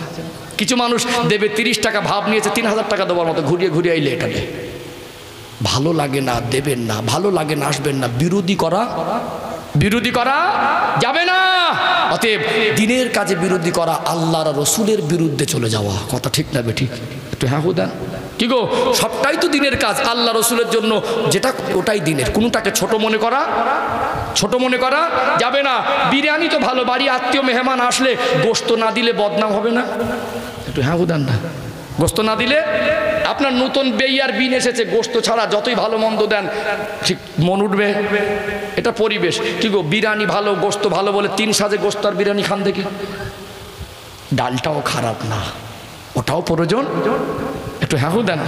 শাক সবজি 2 টাকা শাকের তাড়া, ওটাও খারাপ না, ওটারও প্রয়োজন আছে। কি গো, কথা ঠিক বলছি না ভুল বলছি? এই জন্য আমরা দিনের কাজ কোনোটা খারাপ আর ছোট মনে করবো না। যতটুকু আমি সময় দিতে পারি বসবো, দরকার আছে না নেই? যতটুকু আমার দ্বারা আল্লাহ দিনের কাজ করায়, আমি গরিব তো কি হয়েছে, ওই 2 টাকাটা আমি আবেগ মনে মহব্বতে দেবো। কিসে দেবো? ভালোবাসা দেবো, মহব্বতে দেবো। ওই 2 টাকাটা আল্লাহর কাছে কবুল হলে ওটা অনেক। কথা কি বুঝতে পারছেন? যুবক ভাইদের বলি, তোমরা আমার যুবক ভাই, আমি তোমাদের আবেদন করে যাচ্ছি, নামাজ ধরো। কি ধরো? নামাজ। জুমার দিন 2 রাকাত পড়ে পালিয়ে শোনা। তোমরা যেমন এক মাস মেহনত করে মানুষের কাছ থেকে চাঁদা উঠে এরকম জান্নাতের বাগান কায়েম করতে পারো, তোমরা 4 জন ছেলে মিলে মসজিদে যাওয়ার সময় 4 জনকে ডেকেও নিয়ে যেতে পারো। একটু হ্যাঁ দেন। শুধু জলসা দিয়ে নাজাত পাওয়া যাবে? শুধু জলসা দিয়ে সমাজ পরিবর্তন হবে? এটা ইনফরমেশন পাওয়ার জায়গা, এখানে লিস্ট তৈরি হবে, এটা জান্নাতের রাস্তার অনুসন্ধান পাওয়ার জায়গা। যেটা বলুন, কাজ করতে হবে আমাকে। আমি হয়তো জিজ্ঞাসা করলাম যে আমি আজকে যাব নন্দীগ্রামে, আমরাতলায়, কোন রাস্তায় যাব? ইনফরমেশনটা আমাকে নিতে হবে। কি গো, তারপরে তো এখানে এসে পৌঁছাবো, রাস্তা ঠিক করতে হবে। এখানে ঠিক করা জায়গা, চলতে হবে কাকে? আমাকে। আসতে হবে আমাকে। এখানে বসে বসে শুধু আমি ইনফরমেশন তৈরি করে পকেটে করে নিয়ে ঘুরবো, সমাজ পরিবর্তন হবে না। একটা উদাহরণ দিই আপনাদের। এখন অনুষ্ঠান হলে প্রায় কি হয়, বিরিয়ানি হয় না? অনুষ্ঠান হলে বিরিয়ানি হয়। এক ভাই বলছে, এই দেখ একটু বিরিয়ানি রান্না করবো, বাড়ি সবাই মিলে খাবো, ভালো জিনিস। তা যাকে বলছে বিরিয়ানি রান্না করতে আমি জানি না, কি কি লাগে ওটা আমার ধারণা নেই। সবাই কি জানে? সবাই জানে না। তো কি করে আমি কি করব বলে দে। বলছে যারা রান্না করে ওর কাছে যা। ভালো বলেছে না খারাপ বলেছে? ওদের কাছে একটা লিস্ট থাকে। কি থাকে? লিস্ট থাকে। শুধু মালের পরিমাণগুলো বসিয়ে দেয়, কি লাগবে। 5 কিলো চাল একটা হিসাব করে দিয়েছে। ওই পকেটে করে নিয়ে ঘুরলে 2 মাস ধরে শুধু পকেটে থাকবে আর বাজারে বাজারে ঘুরবো, বিরিয়ানি হবে। লিস্ট তৈরি হবে, কাজ করতে হবে, ওরা মশলা পাতি আনতে হবে, রান্না করতে হবে, তারপরে বিরিয়ানি। এখান থেকে ইনফরমেশন পাওয়া যাবে, এখানে লিস্ট তৈরি হবে, কাজের দায়িত্বটা ঘাড়ে উঠিয়ে নিয়ে কাল থেকে আমল করতে হবে। ইনশাল্লাহ ইসলামের আলো জীবনে আসবে। আমি আমার কমিটি ভাই সহ এই গ্রামের প্রত্যেকটা যুবককে, মা বোনকে, আমি প্রত্যেকটা মানুষকে আমি সন্তান হিসাবে, ভাই হিসাবে, আপনজন হিসাবে আমার দায়িত্ব পালনের জন্য আপনাদেরকে অনুরোধ করে বলে যাচ্ছি, আপনারা নামাজ ধরেন। কি ধরেন? নামাজ। জুমার দিন 2 রাকাত পড়ে ওইটাই শেষ নয়, 5 ওয়াক্ত নামাজ জীবনের সঙ্গী করে নেন। জোরে বলুন। ও ভাই যাবে না, সোনার মানিক যুবকেরা, আব্বারা মায়েরা, রাগ করবেন না, ভুল বুঝবেন না। আমি আপনাদের দুশ্মন নয়। নামাজটাকে জীবনের সঙ্গী করে যদি নিতে পারেন, নামাজটাকে জীবনের সঙ্গী করে যদি নেওয়া যায়, 5 ওয়াক্ত নামাজ পড়বেন, দিনে 5 বার আল্লাহ পাকের কাছে মাথা নত করবেন। মনের দুঃখ কষ্ট, মনের বেদনা, মনের চাওয়া পাওয়াগুলো আল্লাহর কাছে তুলে ধরবেন। মানুষের কাছে চাওয়া অভ্যাসটা বন্ধ করে দেন, মানুষের মালের লোভটা বন্ধ করে দেন, মানুষের কাছ থেকে হারাম মালের লালসটা মন থেকে মুছে দেন। হালাল কাজ করেন, হালাল ব্যবসা করেন, হালাল পথে উপার্জন করেন। মনের চাওয়া পাওয়া, মনের আশা নামাজ আদায় করে আল্লাহ পাকের কাছে তুলে ধরেন। যদি আপনার মনে হয় আপনার বাড়িতে অসুস্থ কেউ আছে, যদি আপনার মনে হয় আপনি ঋণী হয়ে পড়েছেন, যদি আপনার মনে হয় সংসার চালাতে কষ্ট হচ্ছে, আপনি হালাল ব্যবসা করেন, হালাল রোজগার করেন। রাতের বেলা একটু গভীর রাতে বিবির পাশ থেকে উঠে যান, উজু করেন, তাই নামাজটা ফেলে তাহাজ্জুদের নামাজে দাঁড়িয়ে যান।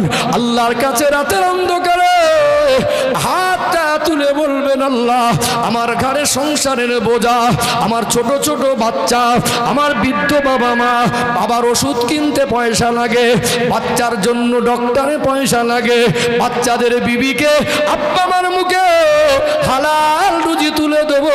আল্লাহ আমার মনটা চায়, আল্লাহ কত কাফের বেঈমানকে আপনি খাওয়ান, আল্লাহ কত ইঁদুর বাঁদরকে আপনি খাওয়ান, আল্লাহ আপনি আমায় পাঠিয়েছেন, আল্লাহ আমি তো দিনে 5 বার করে আপনার কাছে মাথা নত করি।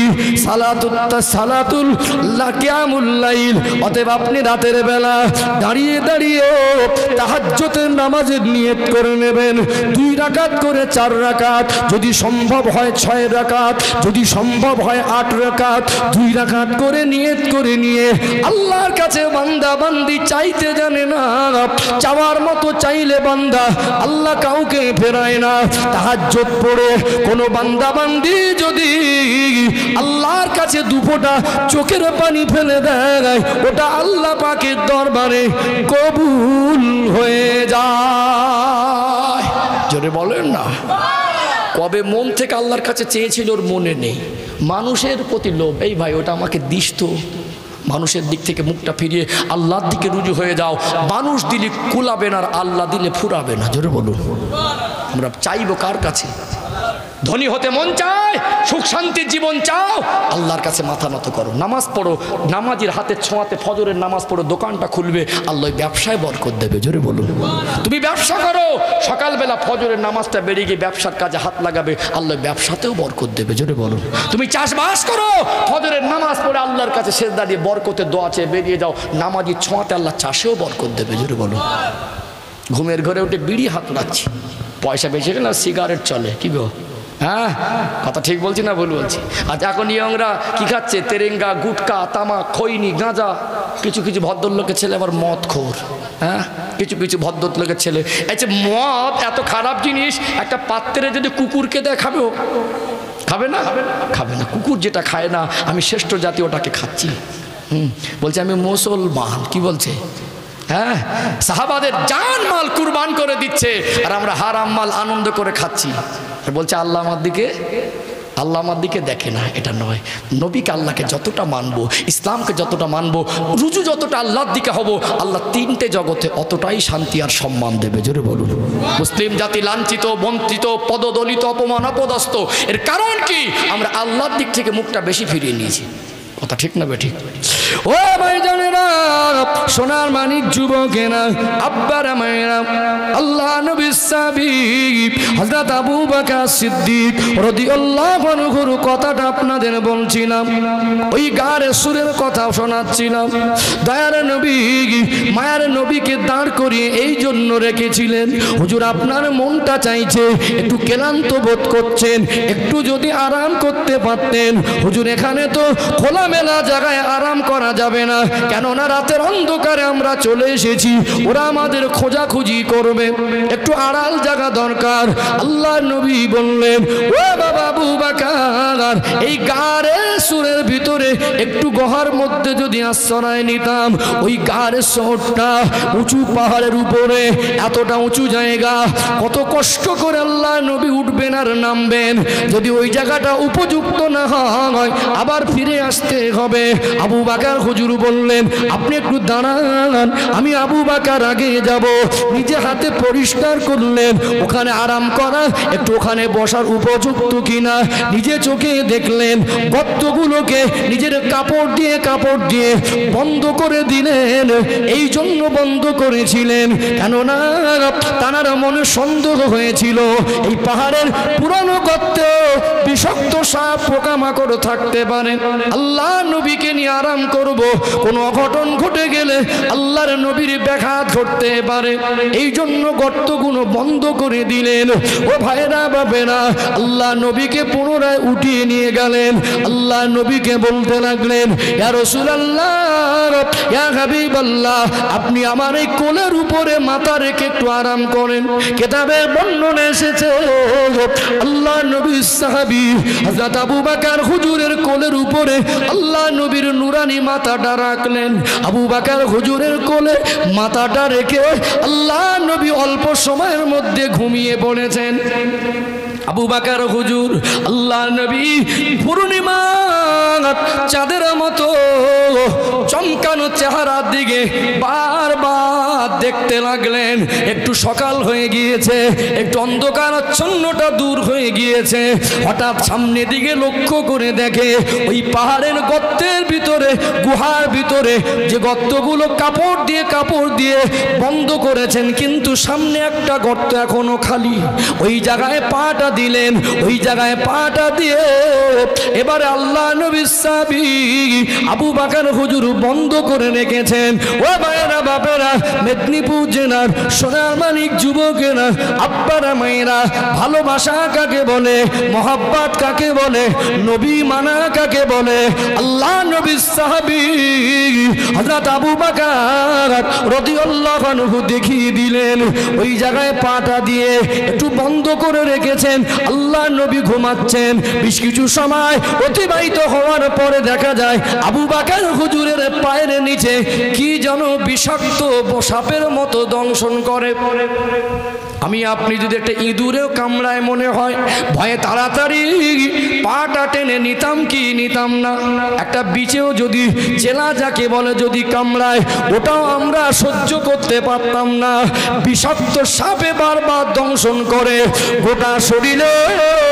পাহাড়ি বিষাক্ত বিষের আশারাতে, বিষাক্ত সাপের বিষের আশারাতে আবু বকর সিদ্দিক রাদিয়াল্লাহু আনহুর চেহারাটা নীল বর্ণের হয়ে গিয়েছে। মনে মনে ভাবছেন, একবার আল্লাহ নবী পূর্ণিমার চাঁদের মতো চমকানো চেহারার দিকে দেখছেন। আমি যদি জ্বালা যন্ত্রণায় একটু জোরে উঠি, আল্লাহর নবীর ঘুমটা ভেঙে যাবে, আমি আল্লাহ নবীকে ডাকতে পারবো না। আল্লাহ নবী ঘুমাচ্ছেন, আমি আবু বকর ডাকলে আল্লাহ নবীর কাঁচা ঘুম ভাঙিয়ে দিলে আল্লাহ নবীর সামনে বেয়াদবি হয়ে যাবে, আল্লাহ নবী কষ্ট পেয়ে যাবেন। একদিকে বিষের জ্বালা যন্ত্রণা, অপরদিকে আমার নবীর ভালোবাসা, এত জ্বালা যন্ত্রণা। আল্লাহ নবীকে তবুও ডাকেন না, আল্লাহ নবীকে তবুও ডাকছেন না। জ্বালা যন্ত্রণা সহ্য করতে না পেরে কেঁদে ফেললেন। দুটা চোখ থেকে টুপকে টুপকে পানি পড়ে, দাড়ি মোবারক ভিজে যায়, দাড়ি মোবারক ভিজে টপ টপ করে পানি গড়িয়ে গড়িয়ে 2 টুসা গরম পানি আল্লাহ নবীর পূর্ণিমা চাঁদের মতো চমকানো চেহারার উপরে পড়ে গেল। আল্লাহ নবীর ঘুমটা ভেঙে গেল। নবী আমার নূরানি চক্ষু মোবারক মেলে দেখলেন আবু বকর হুজুরের চেহারার দিকে। আল্লাহ নবী যেই না দেখলেন আবু বকর সিদ্দিক রাদিয়াল্লাহু আনহুর চেহারাটা সবুজ বর্ণের হয়ে গেছে, নীলাকৃতি বর্ণের হয়ে গেছে। আল্লাহ নবী আশ্চর্য হয়ে গেলেন, ও বাবা আবু বকর, মনটা বড় খারাপ লাগছে, চেহারার বড় পরিবর্তন, তোমার চোখে কেন পানি? তোমার কলিজার টুকরি মেয়ে আসমা বিনতে আবু বকর ঘরে, তোমার কলিজার টুকরি মেয়ে হযরত আয়েশা ঘরে। ও আবু বকর, তোমার বিবি বাচ্চা ঘরে, তোমার ঘর সংসার বিবি বাচ্চা ছেড়ে আমার সঙ্গে যাচ্ছ, তুমি কি তাদের মায়ায় কাঁদছো? আল্লাহ নবীকে বললেন, না ইয়া রাসূলুল্লাহ, না ইয়া হাবিবাল্লাহ, আপনার এই কথাটা এমন কোনো ব্যাপার নয়। আপনার থেকে আমার বিবি আমার কাছে ভালোবাসার পাত্র নয়, আপনার থেকে আমার আয়েশা আমার কাছে ভালোবাসার পাত্র নয়, আপনার থেকে আমার আসমা বেশি ভালোবাসার পাত্র নয়। ইয়া রাসূলুল্লাহ, আপনার এই কথাটা একটু অন্যরকম, বিষয়টা এমন নয় তাদের মায়ে কাঁদি না, ঘর সংসার ছেড়ে যাচ্ছি বলে কাঁদি না ইয়া রাসূলুল্লাহ, তবে আমার মনে হয় আমার পায়ে বিষাক্ত কিছু দংশন করছে সাপের মতো। এই কথা শোনার সাথে সাথে আল্লাহ নবী আর থাকতে পারলেন না, দয়ার নবী বলতে লাগলেন, অমনি উঠে বসলেন, বাবা আবু বকর কেন আমায় জানালে না? বাবা আবু বকর কেন আমায় বললে না? এত কষ্ট কেন সহ্য করলেন? আল্লাহ নবী বললে, বাবা আবু বকর কোথায় দংশন করেছে? নবী আমার নুরানি মুখের ভিতরে আঙুল মোবারক ঢুলিয়ে আল্লাহ নবীর মুখের লালা মোবারকটাকে নিয়ে আবু বকর সিদ্দিক রাদিয়াল্লাহু আনহুর পায়ে লাগিয়ে দেওয়ার সাথে সাথে আল্লাহ নবীর ওই লালা মোবারকে আল্লাহ পাক এত ঔষধের কাজ করে দিয়েছিলেন, শরীরের বিষাক্ত সাপের বিষটা পানি হয়ে গেল। জোরে বলেন না, নারে তাকবীর, নারে তাকবীর। ভালোবাসায় জান দিতে চেয়েছেন, নবীকে ডাকিনি। হ্যাঁ, যারা বাপজিরা দাড়ি রাখেন না, যাদের দাড়ি নেই, কবে রাখবেন? রাগ করবেন না। একটা কথা আপনাদের মনে করিয়ে দে, অন্তরটা অন্তত বুঝবে। আল্লাহ নবী যদি হায়াতে থাকতেন দেখা করতে যেতাম না? হ্যাঁ, যদি আমার বাড়ির থেকে 1 ঘন্টার রাস্তার মধ্যে আল্লাহ নবী আসতেন, এরিয়া 1 ঘন্টা সময় লাগবে। আমরা কখনো কখনো কোনো ভালোবাসার মানুষের অর্চনার জন্য না 1 ঘন্টা রাস্তা হয়ে গিয়ে যাই। একটু হ্যাঁ হো দেন, কি গো, কথা ঠিক বলছি না ভুল বলছি? তা আল্লাহ নবী হায়াতে থাকলে আমরা কি করতাম? 1 ঘন্টা রাস্তা আমার বাড়ির কাছে আসছে, থাকতাম না, যেতাম, সব কিছু ফেলে রেখে ছুটে যেতাম। তার প্রমাণ আজকে আরামের বিছানাটা খালি পড়ে আছে আর আমরা চটে বসে আছি। কি গো, এই গরমে আমি ফ্যানটা নিয়েছি, কথা বলছি বলে একটু বেশি গরম লাগছিল। বিশ্বাস করুন, আমি কখনো কখনো জলসা করতে গিয়ে না, কোনো সব জায়গায় তো এই ফ্যানের অ্যারেঞ্জমেন্ট থাকে না। গরম যখন মোটামুটি লাগে তখন আমি নিজের থেকে ফ্যান চাইনি। আমার সামনে যে মানুষগুলো বসে আছে ওরাও গরমে, তবে কথা বললে একটু বেশি গরম লাগে। কি গো, কথা বললে, কারণ আমার শরীরে একটু সেফটিরও প্রয়োজন আছে। একটু এইভাবে থেকে অভ্যস্ত তো, হঠাৎ ঘামটা বসে গিয়ে শরীরটা অসুস্থ হয়ে গেলে মানুষের কথার খেলাপ হয়ে যাবে। একটা জায়গায় পৌঁছাতে না পারলে মানুষ নেগেটিভ চিন্তা নেবে, নেবে কি নেবে না? হুজুর কথা দিয়ে কথার দাম রাখেন, আমি নিলাম বটে। আজকে বলুন তো, আমরা যারা এখানে বসে আছি বাড়িতে ফ্যান লাগানো আছে না নেই? কেউ কি গরমে ঘুমান না ফ্যানের নিচে? ফ্যানের নিচে ঘুমাই। কারো বাড়িতে আবার আজকে দিনে এসিও লাগানো আছে, আছে না নেই? তাহলে আজকে আপনারা গরম ছেড়ে, ঠান্ডা ছেড়ে গরমে বসে আছেন না নেই? কার জন্য? রসুলের ভালোবাসা। কার জন্য? কথাগুলো হয়তো অনেকবার শুনেছেন, তারপরে নবীর কথা শুনলে মনটা গলে যায়। কি গো, আমি শুধু পেলেন ঘটনা বলে যাচ্ছিলেন, মাঝে মাঝে কোনো প্রসঙ্গ আমাদের জীবনটা যাতে পরিবর্তন হয় এরকম কিছু শিক্ষামূলক প্রসঙ্গ টেনে তুলছি না, তুলি না? তুলছি না? যাই হোক, যে কথা বলতে চাইছিলাম, তাহলে আমরা যেতাম কি যেতাম না? যেতাম তো। যে সমস্ত ভাইয়েরা বিড়ি খাবে অভ্যস্ত, হতে পারে, আরে আমার গ্রামে আমার ভাইয়েরা, আমার চাচারা, আমার আপনজনের বংশধরের ভিতরে সবকে আল্লাহর ওলি। আরে আমার যদি প্রশ্ন করেন, আমি কি আল্লাহর ওলি মানুষ হতে পেরেছি? আমার ভিতরে ভুল নেই? মানুষ দেখবেন একটা জিনিস বোকামি করে, হুজুরদের পিছনে পড়ে থাকে, থাকে না? গ্রামের মানুষ 100টা ভুল করবে, দোষ নেই, হুজুর একটা ভুল করলে হুজুর করেছে।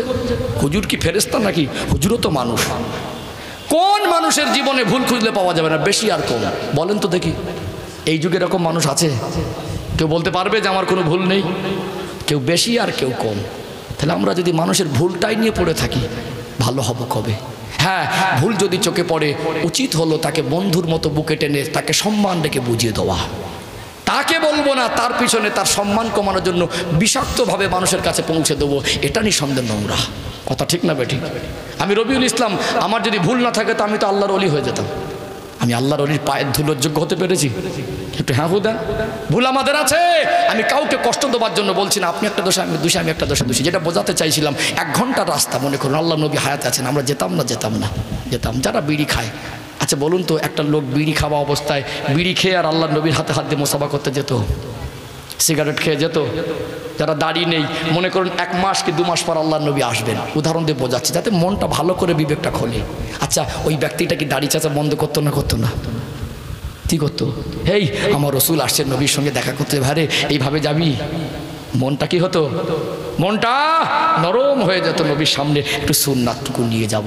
কি গো, সুন্নাতটুকু নিয়ে যাব। অতএব যদিও না থাকে, নবী আমার যদি বলতেন, বাবা তুমি দাড়িটা কেন রাখো না, রাগ করতাম। নবীর ওয়ারিস কারা? আলেমরা। নবী হায়াতে নেই, নবী আমার মাজার মুকাদ্দাসে আছেন। আছেন না? নেই, আছেন। কিন্তু নবীর ওয়ারিসটাই কথাটা বললে রাগ করলে হবে? রাগ করলে হবে? বিড়ি খাও, আচ্ছা মনে করছো বিড়ি খাচ্ছি, মনে করছো দাড়ি রাখছি না, কদিন চলবে? তোমার যদি পরিবর্তনের মন মানসিকতা না হয়, তুমি কি চাইছো মরণ পর্যন্ত? এই রোজার মাসে অনেক মানুষ বিড়ি খাওয়া অভ্যস্ত, তারপরে রোজা ছাড়িনি। আছে না? নেই? যার দিনে 5টা লাগতো, একটাও না খেয়ে সারাদিন রোজা রেখেছে, এরকম নবীর আশেক আছে না? নেই? তুমি যদি সারাদিন না খেয়ে রোজা রাখতে পারো, তুমি যদি মনে করো নোংরা জিনিস তোমার জীবন থেকে দূরে সরিয়ে দেবে, ওটা পারবে? কিন্তু হাহুদা চেষ্টা করলে হবে না? তাহলে চেষ্টাটুকু কবে থেকে করব? এই চেষ্টাটুকু তো করতে হবে নাকি? আর যদি বলেন করবো না, দাড়ি রাখার চেষ্টা করব না, আমার নোংরা জীবনটা পবিত্র করার চেষ্টা করব না, তার মনে এর চিন্তাধারা কি? ওইভাবে কবরে যাব। এবারে আসুন, দুনিয়ায় নবী যদি আসতেন, দেখা করতে যেতাম, নবীর সঙ্গে কবরে দেখা হবে? বলেন ইনশাআল্লাহ। একটা হাদিস আছে, কবরে শুধু সওয়াল জবাব ফারিস্তা করবে না, আমার রসুলের চাঁদ মুখটা উম্মতের কবরে রসুলুল্লাহর চেহারা মোবারকটা সামনেই ধরা হবে। জোরে বলুন। দুনিয়া যদি সামনে যেতে লজ্জা লাগে, কবরে গিয়ে তো সামনে হতে হবে। তাহলে মরণের কথা মনে করে নবী পাকের সামনে দুনিয়ায় দেখা হলে খুশি হতাম। যারা রসুলকে ইমানি হালাতে দেখেছেন, ইমানের উপরে কায়েম থেকে জীবন যাপন করেছেন, তারা শুধু মুসলমান না, তারা সাহাবা। জোরে বলুন। নবীকে ইমানি হালাতে দেখা, ইমানের উপরে মরণ পর্যন্ত টিকে থাকা সাহাবার দরজা পাওয়া যায়। জোরে বলুন। তাহলে নবীকে দেখলে মর্যাদাটা কিসের মর্যাদা হতো? সাহাবার মর্যাদা। কিসের মর্যাদা? ইমানি হালাতে দেখা সাহাবার মর্যাদা। দুনিয়ায় পাইনি, কবরে গিয়ে তো পাবো, হাসরে গিয়ে তো পাবো। তাহলে নিজের চালচলন, পোশাক, লেবাস, চেহারা, চিন্তাধারা, নিজের জীবন, নিজের আমাল একটু পবিত্র, একটু রসুলের সুন্নাত অনুযায়ী করা দরকার আছে না? নেই? এবারে ভাববেন ওটা ছাড়বেন না রাখবেন, এবারে ভাববেন এটা ছাড়বেন না কাটবেন। আমি আঘাত দেওয়ার উদ্দেশ্য নেই, মন নরম করেন বাবা। এখন আমার অনেক ইয়াং ছেলেরা রোজাও রেখেছে আলহামদুলিল্লাহ। অনেক ছোট ছোট যুবক ছেলেরা, মানে 18 বছর, 20 বছর, 22 বছর দাড়ি রেখেছে না রাখেনি? দেখেছে না? কিছু মুরব্বী বাবা যে আছে, ওই ছেলেটার বয়সী মানুষও যদি রাখতে পারে, আপনি কবে রাখবেন? আবার একটা ফ্যাশনের কথা বলি, হ্যাঁ, এখন কিছু কিছু ছেলে আবার দাড়ি রাখছে ক্রিকেটারদের মতো। হ্যাঁ, এখান থেকে এগুলো ছোট ছোট, আর এখানে একটু, এটা কি ছাট? সুন্নতি ছাট। হ্যাঁ, মান তাশাব্বাহা বিকওমিন ফাহুয়া মিনহুম। যার চরিত্রের সঙ্গে, আদর্শের সঙ্গে যার মিল থাকবে, হাসরের ময়দান আল্লাহ তার সঙ্গে হাসর করাবে। তুমি যদি কোনো ক্রিকেটারকে ফলো করে, তুমি যদি দুনিয়ার কোনো হিরোকে ফলো করে, তার লেবাস, তার চালচলন, তার চিন্তাধারা, তার মতো তুমি সাজসজ্জা করো, তোমার হাসরটা নবীর সঙ্গে হবে না, তার সঙ্গে হবে। মরে যাবো ভাই সবাই। সাদা কাপড় পরিয়ে দেবে, কাফনে কাপড় মুখটা খুলে দেবে। কে যাবে? বেবি যাবে না। কে যাবে? মাও যাবে না, আব্বাও যাবে না। আমি যেদিন রাত্রিরে মাইয়েতকে দাফন করে গ্রামে কোনোদিন মাইয়েত হয়ে গেলে বাড়ি ফিরি না, রাতের বেলা আমার মনে পড়ে, যত শক্তিশালী মানুষ হোক, যত ক্ষমতাশীল মানুষ হোক, যত সাহসী মানুষ হোক, বড় কবরস্থানের ধারে রাতের বেলা দাঁড়ালে না মনটা একটু নরম হয়। কি গো, অস্বীকার করতে পারবো? একা ফাঁকা ময়দানে বড় পুরনো কবরস্থান, কবরস্থানের দুই দিকে কবরস্থান আর মাজায় রাস্তা। একটু মন কাঁপবে না? কাঁপবে না? কি গো, মনে মনে করি ওই লোকটা কালকে বিবি বাচ্চার সঙ্গে ছিল, আজকে ওই লোকটার কাছে কেউ নেই। রাতে মাঝে মাঝে পেশাব করতে উঠে মনে করি যে আমার মেজে চাচা যান ইন্তেকাল করলেন এই গত শাবান মাসে শবে বরাতের চাঁদের 1 তারিখে। আমি রাতের বেলা উজু করতে উঠলে, পেশাব করতে উঠলে, টয়লেটে গেলে ঘর থেকে একটু বেরিয়ে ফাঁকা দিক থেকে কবরস্থানটা চোখে পড়ে। মনে মনে ভাবি একসঙ্গে ছিল চাচা যান, তিনি আজকে একদম খালি পড়ে আছেন, তার কাছে রাতের বেলা কেউ যায় না। কোথায় যাব বাবা? যুবকগুলো মরে যায়, মদ খেয়ে পড়ে থাকে। মানুষ মরে যাচ্ছে, গোসল দিচ্ছে, গালে বিড়ির গন্ধ।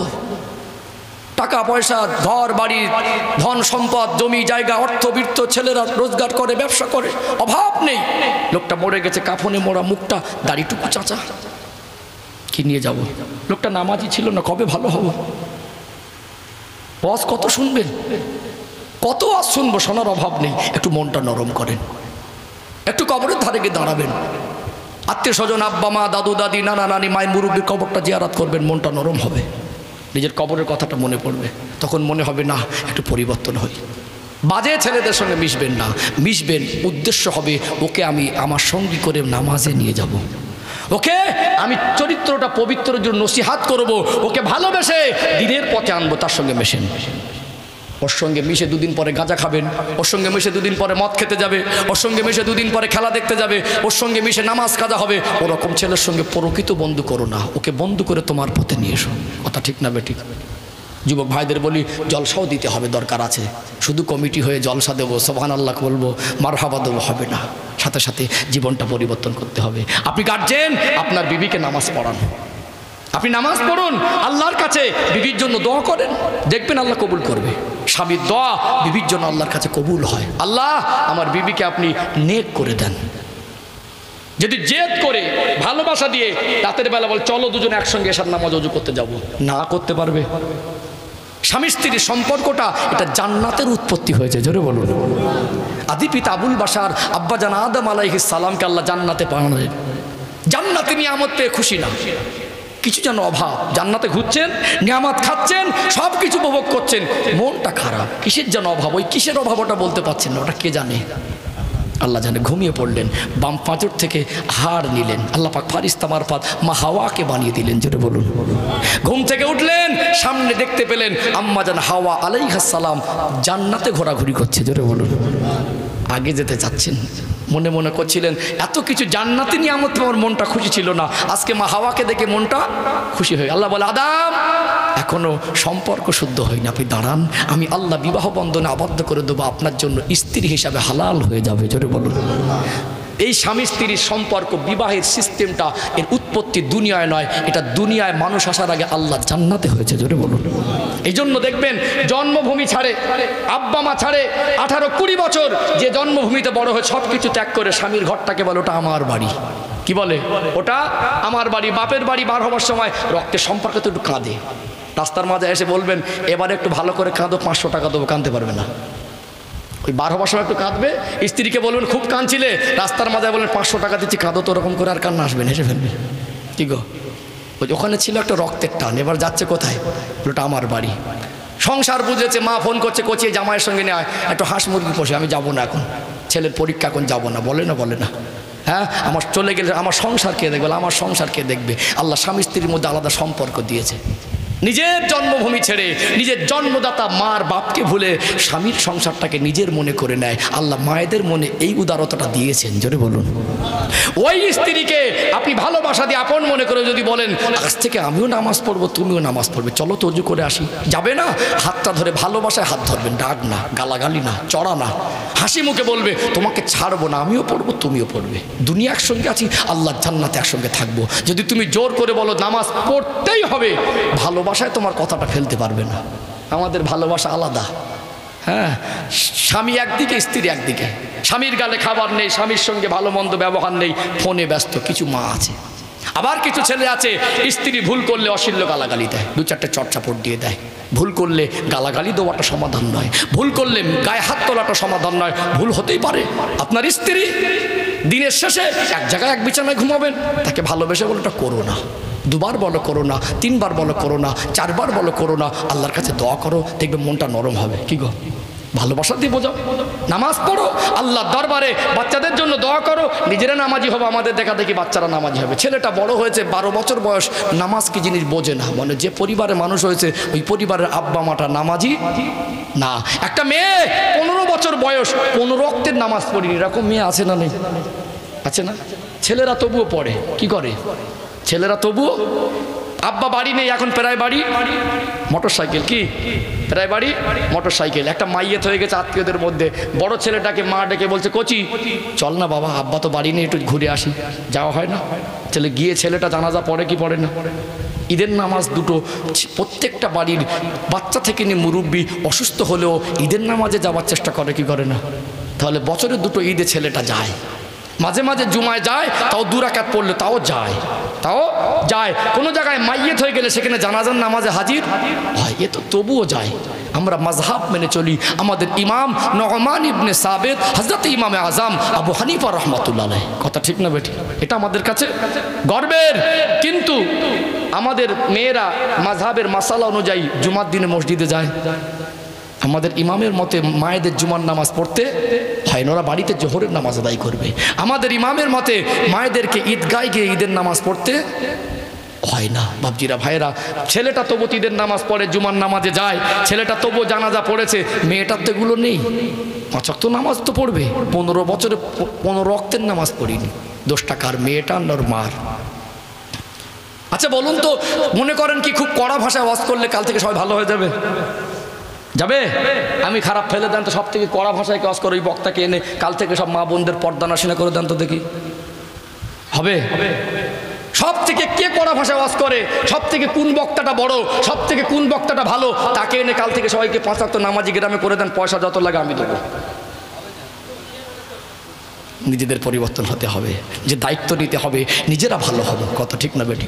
হুজুর এসে ভালো করে দেবে, হুজুর মনে করিয়ে দেবে, ভালো হতে হবে কাকে? হুজুর মনে করিয়ে দেবে, হুজুর রাস্তা বলে দেবে, ভালো হতে হবে। আমরা ভালো হব না বলে হুজুরের মুখে তাসির নেই, কার মুখে? আমি ভালো হব না, হুজুরের মুখে। আচ্ছা তাই যদি বলেন, আল্লাহর নবীর জবান মোবারকে তাসির ছিল কি ছিল না? নবী আমার আবু জেহেলকে কবার বলেছেন কলেমা পড়েন? একবার না অনেকবার। তাহলে আমি কি বলবো রাসূলুল্লাহ জবানে তাসির ছিল না, তা আবু জেহেল কলেমা পড়িনি? হতভাগা, কপাল ফাতা, মাটা মোটা পড়িনি, ওটা ওর দোষ। নবী বলতে অপরাধ অসুবিধে করিনি, বারবার বলেছেন চাচা যান পড়েন, কথা ঠিক না বেঠিক? আমি ভালো হব না দোষ দেবো হুজুরকে, আমি ভালো হব না দোষ দেবো ইমামকে, আমি ভালো হব না দোষ দেবো জলসা কমিটিকে। যে একটা লোক বলছে হুজুর জলসা কমিটি ভালো হয় না, তার আমি কতটা ভালো হয়েছি? আমিও ভালো হই, ওদেরকে ভালো করি, মিলেমিশে একসঙ্গে মসজিদটা আবাদ করুন। দরকার আছে না নেই? আমার কথা রাগ করলেন নাকি? কষ্ট পেলেন? যা কিছু বলেছি দরকার আছে না নেই? আমি সাদামাটাভাবে বলেছি, খুব একদিন একটা বিষয় আলোচনা করে, আজকে সাদামাটাভাবে আলোচনা করেছি। একটা সাহাবার জীবন আদর্শ থেকে কোনো প্রসঙ্গ এসেছে, সেই প্রসঙ্গে একটু আলোকপাত করেছি। দরকার ছিল কি ছিল না? বাবাদের বলি, মুরব্বীদের বলি, জবান পবিত্র রাখেন, আল্লাহর স্মরণটা অন্তরে জাগ্রত রাখেন। মনে করবেন এশার নামাজ পড়ে ঘুম আসতে দেরি হয়, একটা তসবিহ পকেটে রাখেন, নবীর শানে দরুদ শরীফ পড়ে তারপরে 100 বার ঘুমাবো। দরকার আছে না নেই? এত তাড়াহুড়ো কি? নামাজ পড়ে 20 বার ইস্তিগফার পড়েন, কদ গফারাল্লাহু মা তাকদ্দামা মিন যামবিকা ওয়া মা তাআখার। আল্লাহ বলছেন, হাবিব আমি আল্লাহ আপনার আগের আর পিছের সমস্ত গুনাহ মাফ করেছি। জোরে বলুন।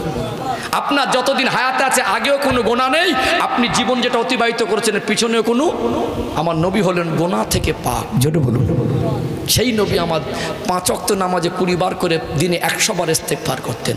আমরা তওবা পড়লে মনটা নরম হবে, তওবা পড়বেন। আর কি করবেন? 5 ওয়াক্ত নামাজ জামাতে পড়ার চেষ্টা করবেন, আল্লাহর কাছে চাইবেন, রোজগারে কারবারে ব্যবসায় আল্লাহ বরকত দেবে, আল্লাহ দিনেওয়ালা। বিপদে পড়লে আমরা বন্ধনের ব্যাংকে খুঁজবো না, আমরা আল্লাহর কাছে সালাতুল হাজার 2 রাকাত নামাজ পড়ে কাঁদবো, আল্লাহ ওসিলা করে দেবে। কথা ঠিক না বেটি? মানুষের কাছে ভরসা করে যায়, ওর কাছে গেলে 500 টাকা ধার দেবে, একদম মনে ভরসা ছিল ও আমাকে 500 টাকার জন্য ফেরাবে না, অনেক সময় বলে এখন হবে না, হ্যাঁ ফিরে আসে মনটা খারাপ করে। ওর কাছে বলেছিলাম, গিয়েছিলাম বড় আশা করে, জানি ওই লোকটা ফেরাবে না, খুব সম্পর্ক টাকা আছে, কিন্তু ফিরিয়ে দেয় কখনো, দেয় কি দেয় না? মানুষ ফিরিয়ে দিতে পারে। মানুষের কাছে ভরসা করে গেলে আপনার ভরসাটা ভঙ্গ হতে পারে। আল্লাহর কসম করে বলি, 5 ওয়াক্ত নামাজ পড়ুন, 5 ওয়াক্ত নামাজ পড়ুন, এই মাথাটা দিনে 5 বার আল্লাহর কাছে নত করুন, আমার আল্লাহ আপনার ডাকটা কবুল করে নেবে। জোরে বলুন।